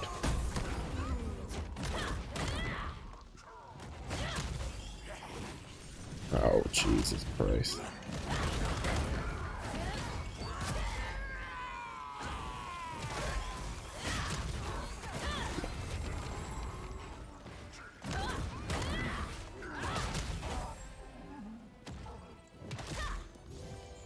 Ran into the like shadow stun there. At least it wasn't like too long of a stun.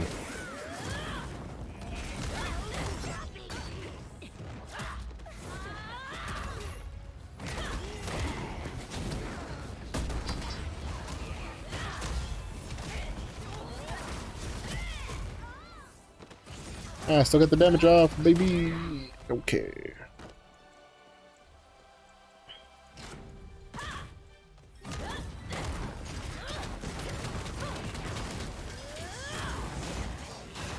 It would appear that I could punch the ground better.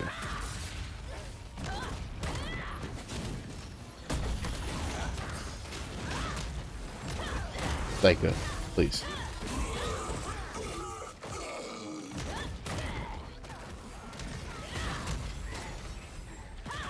Zyka can be really annoying in the fact that he just jumps around so much.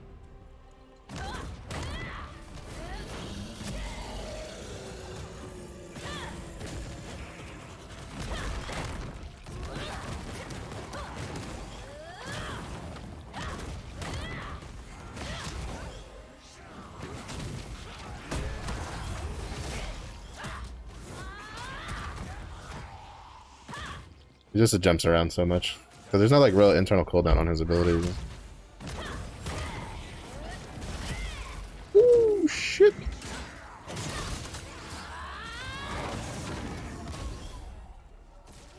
God. Actually, I take it back. This is another one I don't know where he's from. Because I sure as hell haven't fought him outside of like Chaos Dungeon and Boss Rush.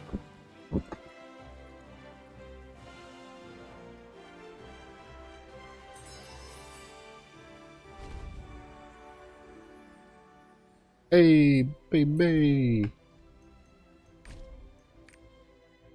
Yeah, that's why I love playing shock training. Especially with the support. You deal the deeps. I have a special soft spot for You'll regret it if you don't take me along. for bards because We've got a proven they're track like record. when they get their like 3/4 chord or whatever it's called going off. Man, that shit slaps. Like so hard. So hard. I'm pretty sure like the bard had their buff up when I hit for that like almost 6 mil on that death rattle. And then probably again when I hit for 10 mil on the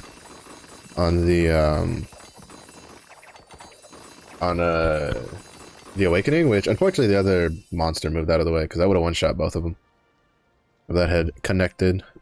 But I didn't expect him to roll like that to the side. I was like, alright, he's doing a big AoE move. I should have enough time to hit him with the whop. And then he's like, do a barrel roll. I'm like, well, never mind then. Never mind at all. Okay. I'm gonna go do... I know I said I was gonna do like boss rush until it, but I also kind of want to get some of this hazardous water done ahead of time. Which I think I need to go to Arthitine. Yeah, I need to go to Arthitine and go doop doop. So we'll do this twice also. It shouldn't take that long because we'll just go, you know, 1-1, we get the quest, come back 1-1, and it should be 2 completions on it. Hazardous waters are really easy to do. So if you're like in charge of a guild and you're kind of like, man, I don't know what to do outside of like cube and boss or something like that, just do hazardous water. It's really, really easy if that pops up. Because you literally just have to go, at least so far, the two I've done, you literally just have to go to 2 points in the water, and then you're done. Now, to be fair, the points are usually pretty out of the way, in all honesty, but I feel that it's alright. Like, it's still not that bad. We'll see how long it takes me. I think I could do, like, 2 runs on it before I have to get back to go get ready for Volare. I still kind of... I still think it would have been nice to have, like a hub place in Southburn, personally, my personal opinion.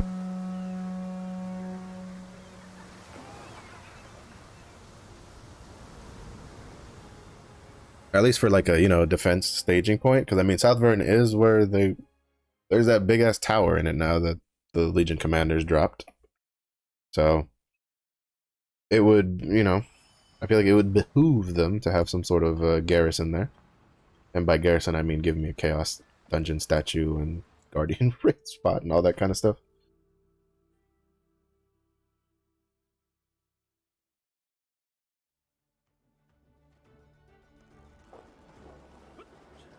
You get all this stuff done. Alright. Yeah, so this one's a bit more out of the way compared to the level 1 that I did. But it's still not too bad. I'm just gonna like... okay. No. Cancel this to this. We'll go there, and then we'll complete this, and then we'll pick up the quest, and then and then come back, and then we call it good. I think the only thing this does is, aside from durability, it just makes it so you can't see. Which is fine. Doesn't... The irony of this, of the sandstorm, not letting you see, is you literally, if you do this, you see where you're going. You can't visibly see where you're going, but... Alright, this is the first time I got to see it in person. I think, if I'm saying, I don't know if you have to complete Southburn for it, but you can now see the chains when you're sailing around, where they're like connected from the demon realm to our realm. And I thought that was a really nice touch. Because it's also unobtrusive, because it's only like in the ocean. You don't really see it in like on the map, and it's not taking up a whole lot of space either. So it's just like, I don't think it's that bad, but like I think it's really nice. It's a nice touch. Like I'm a sucker for that kind of stuff, right? So like Final Fantasy XIV Shadowbringer did it, where the zones that you brought the night to like actually had nighttime. The whole Sargeras sword getting stabbed into Azeroth in World of Warcraft. And actually having the sword, like, obviously in a much smaller scale than what it was in the cinematic, in the map, was actually really cool.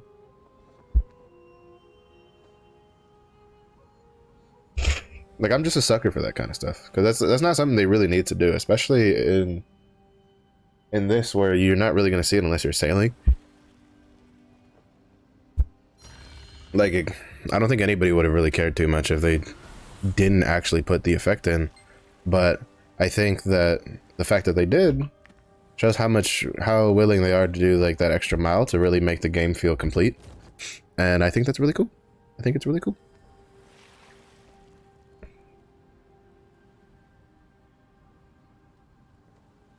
So we'll get this done.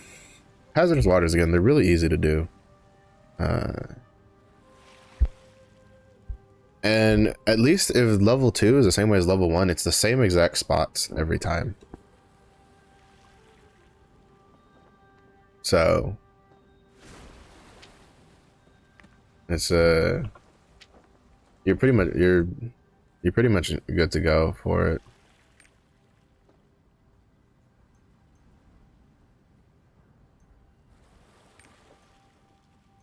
To do it. I still haven't done this, and I can't abandon it. I just want to abandon it because I don't want it.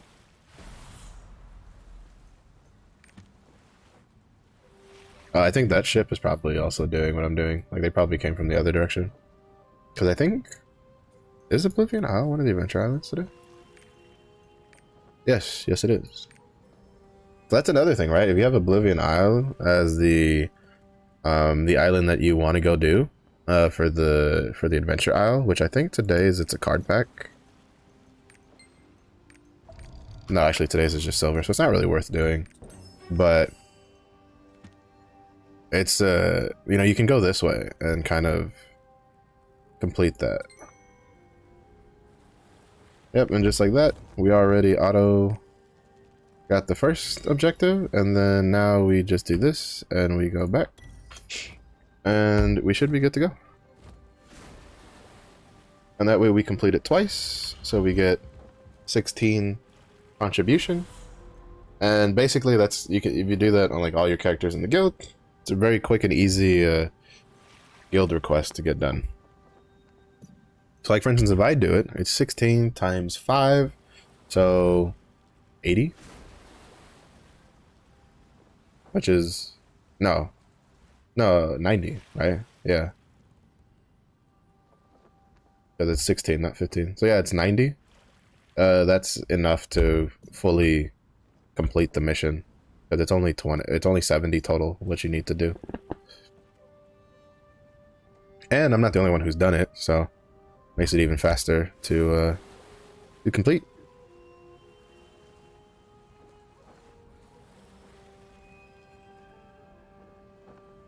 And while that's going, I'm gonna kind of just keep checking.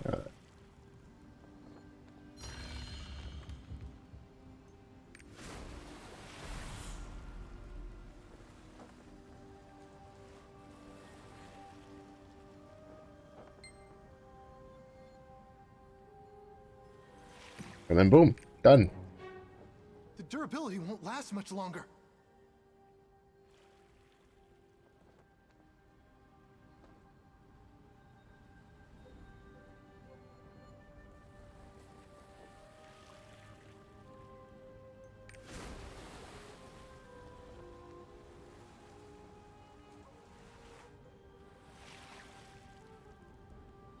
We're done with this.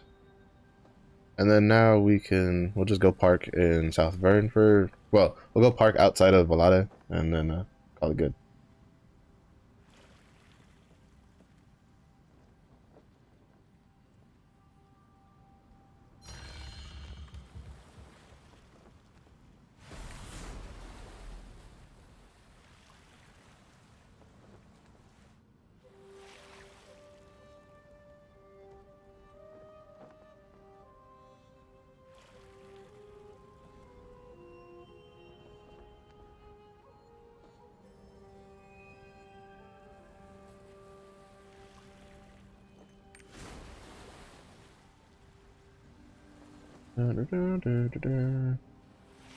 Everybody wave at the chain.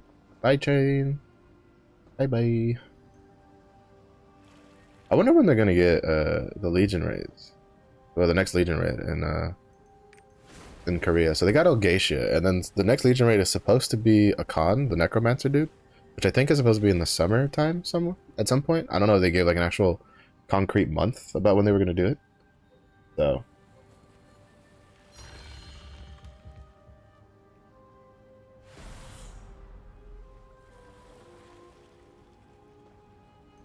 now the question is, I think we're fine. Yeah, we're good. Almost broke the ship. That'd have been unfortunate. That'd have been very unfortunate. Oh no, get in the fucking thing. Alright. So we were able to do that. I should probably have, yeah, I'm pretty sure it would have taken more than 10 minutes to do Cube. Because Cube, like, it's like boss rush, it's like you kill the bosses, right? And so you don't get extra waves depending on how long you take to kill the bosses. It's just when you kill the bosses, you get wave 15, you're done.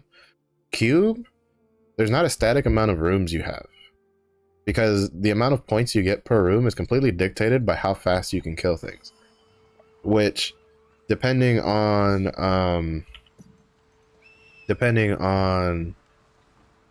your comp that you get, which I guess you could find party if you wanted to, but I think nobody really finds party for Cube. You kind of just matchmake and call it a day. If you get a room that has, or like a run that has a lot of boss rooms and elites in it, and then you get but then you have a lot of players in there who, you know, play on classes that they deal a lot of like single target damage. You're fine. But then if you get like a lot of the little rooms with the little guys running around, and you don't get a lot of stuff with a lot of like widespread AoEs like sorceresses, gunslingers, deadeyes, artillerists, like those kinds of characters, it takes a while to kill those things, dude, because the room's pretty spread out. It takes a while to chase them down, because it's also like random aggro, because, you know, they won't aggro to the person nearest to them, they aggro to any random person in the room. So it makes it like take longer than it needs to, which means you get less points.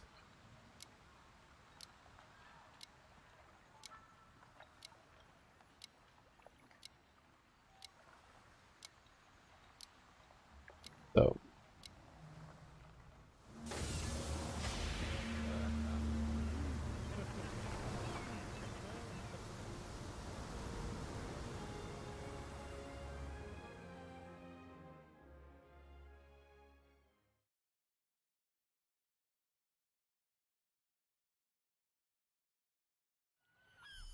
yeah, I don't know what they're gonna do about that about the leapstone thing. Like, I don't mind opening them and like turning them into great honors on this character.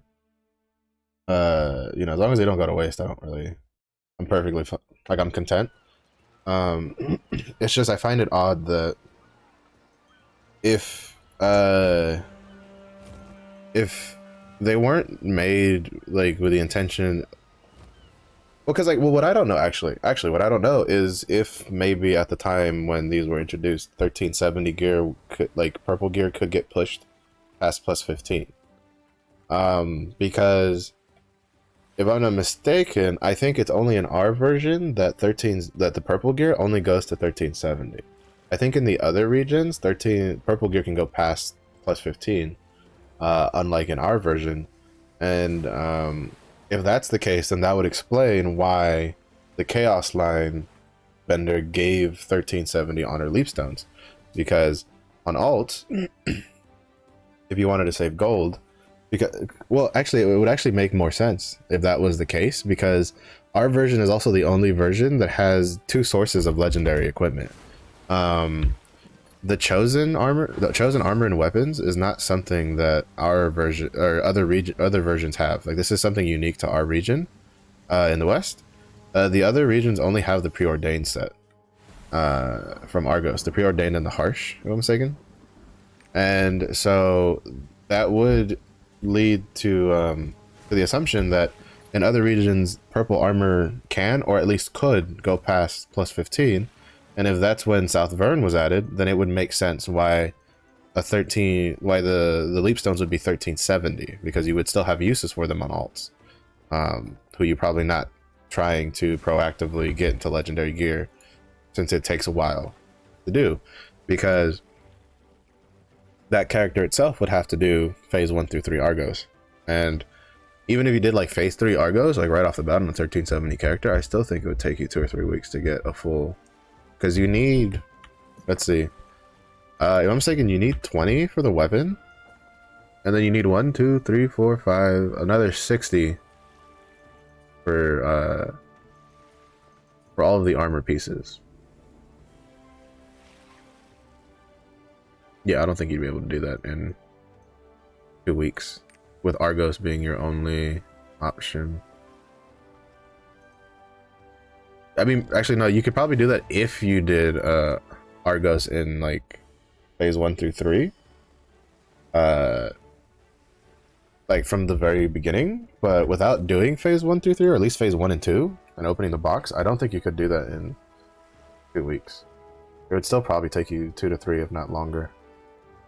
Which is why it's going to be interesting to see what they do about Volton, because even if they had to release, say, Volton and Viekas side by, well, actually, even if let's say they make it where you don't need Viekas pieces to make relic armor, right? Let's say they make it so that the only thing you like they streamline it, right? So let's say they make it so that Volton, Viekas, and I guess Kakul, I don't know what Kakul Seidon drops. Let's say Volton and Viekas, they make them where they drop the same material, like they just streamline it where it's just one material instead of 2 for the relic armor sets. It'd still take you a couple weeks to get the with only Vaultin. There's something to keep in mind is that the relic set pieces that everybody talks about, you can't make them until 1445 to begin with. So it's not that like if you're not going to be 1445 like day one, it doesn't really make that big of a deal to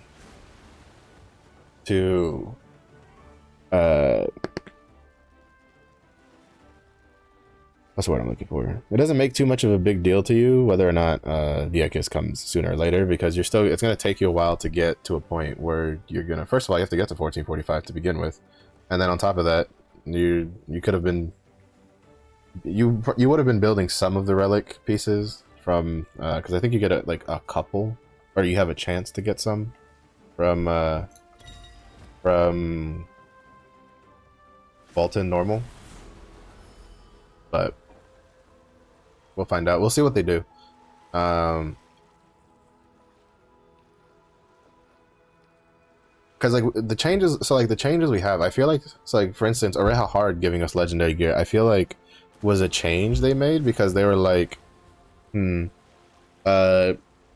having Oreja Hard and normal give you purple gear and not give you anything like really different aside from more gold makes no sense, right? So it kind of makes sense that they decided for our region to change it so that our Oreja Hard gives legendary gear.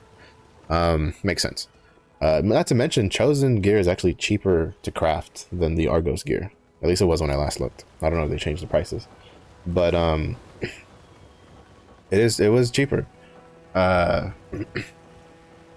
So that's kind of something to keep in mind. They also, so you know, it's basically it's a change that I feel like if they had the ability to see into the future when they first were doing like Oreja, normal, and hard mode, and then Argos, they might have done, like just in all the regions from launch would be, by the way, Oreja hard gives you legendary gear. I feel like that's just like makes sense compared to what it actually is for other regions, but not much we can do about that.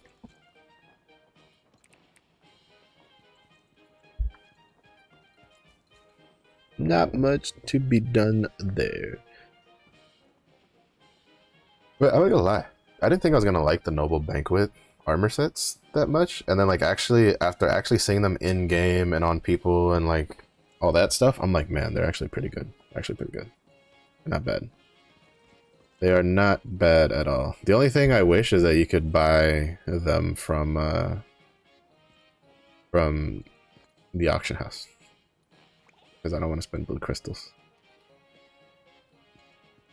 I really don't want to spend blue crystals on it, because I think I like it, but I don't like it enough where I'm like, yeah, I'd buy that with blue crystals. No, I wouldn't. I don't like it that much. I don't like it that much at all.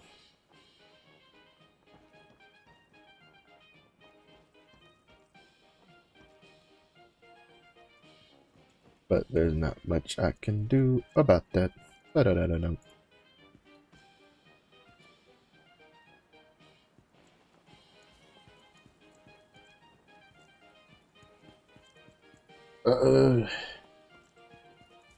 Don't get me wrong. As someone who has, I don't think taking advantage is the right word, but has benefited. There we go. Has benefited from this 3-minute spawn time past the island spawn. It still annoys me. Still annoys me.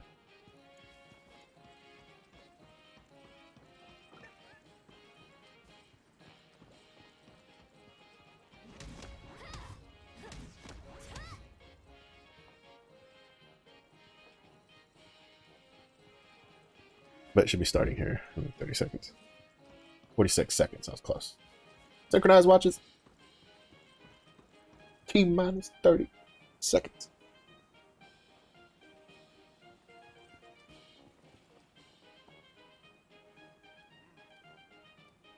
I think this is the... Yeah, I think that's the paladin weapon. The weapons are the ones that really caught me off guard. I feel like some of the weapons look fantastic. Like I think Artillerist and I think Scrapper and Sorceress and Deathblade are kind of the ones I've seen so far that I like the most. Gun Lancers isn't bad either, but I still think the Omen's weapon skin is better. Oh shit. Did I do that too early? Nope. Did it right on time. Because the contribution part like increases, like basically the credit for it is done on the completion of the emote, not like when you push the button. The same thing with the songs. The songs are you get the, not this one, this one. You get credit for the song on any island that uses song stuff at the, you know, upon the completion of said musical performance. Also, I always have the bad luck of like, I somehow always find my way to go towards where there's like everybody. And then like I'll see that I went in the complete opposite direction of where there was like an empty spot. Berserker, plus 20. Looks nice. Looks very nice.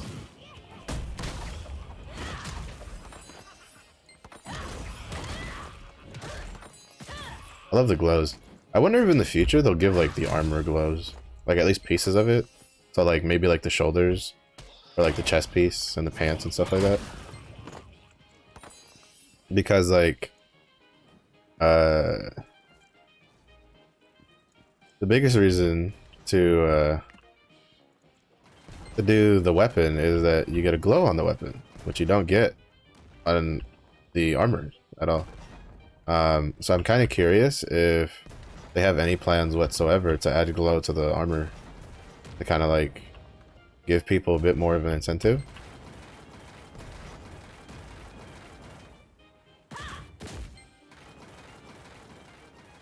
Or maybe not so much an incentive, but like to kind of just even it out, just be like, hey, cool, you got the you got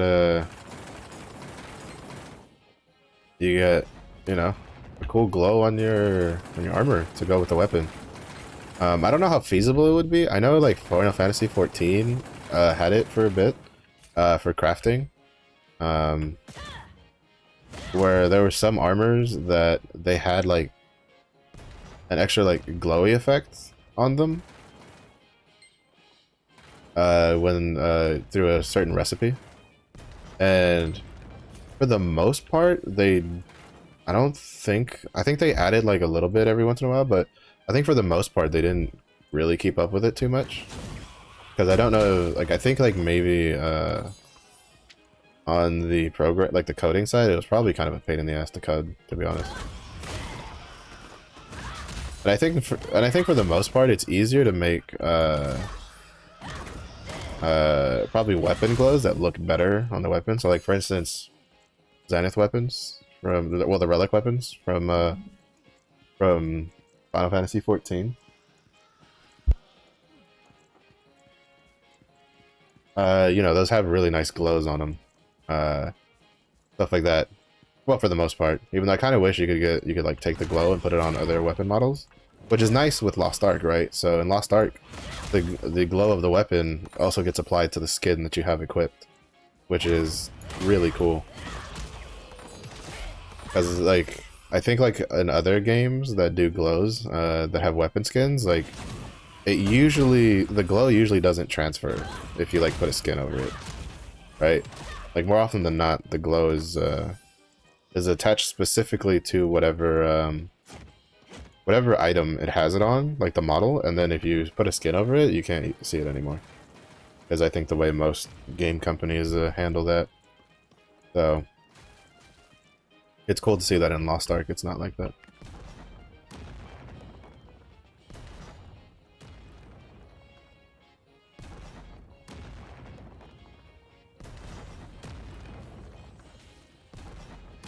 Got a tooth. I don't know. I wonder if item level affects how much damage your cannonballs deal.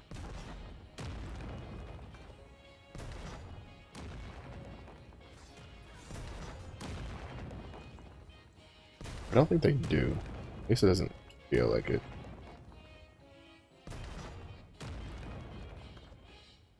Get fucked, crocodile nerd.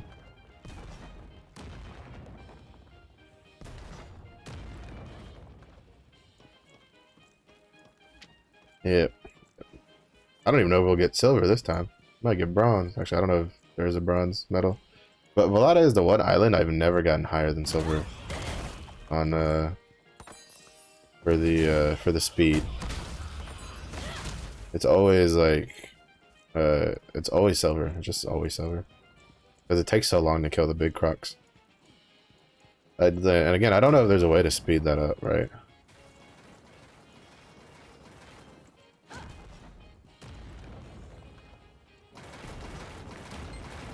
Ooh, kill shot. Where is...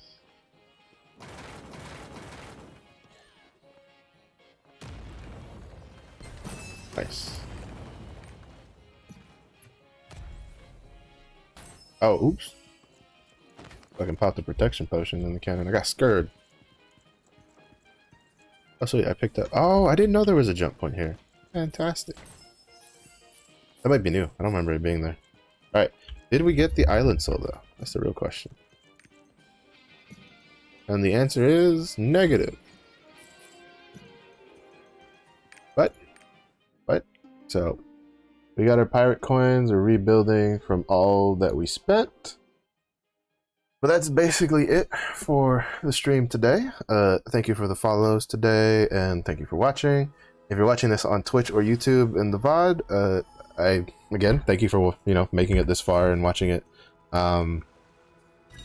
If you like what you see, don't be afraid to maybe come over to Twitch when I stream, because I stream Monday through Friday from 2 p.m. to 6 p.m. Central. Feel free to come over, hang out if you like what you see in the VODs. Just a reminder that I do plan on doing a card unpacking segment in the stream next week, May 12th. At least, well, that's the tentative date. As long as the last day for the Guardian Raid event is the 19th, like is the expiration. Then the 12th is when I plan on doing a big card unpacking stream. So if you want to come and see how shit my luck is that day, feel free to drop by. But yeah, so thanks for watching. I hope you're having fun in Lost Ark. Still, if you remember, if you're starting to feel a little burnt out from how much upkeep you have to do in this game, don't be afraid to kind of just take a break, or put things on rested and play something else as a change of pace. But aside from that, hope y'all have a good day, and I'll catch you guys on the next one.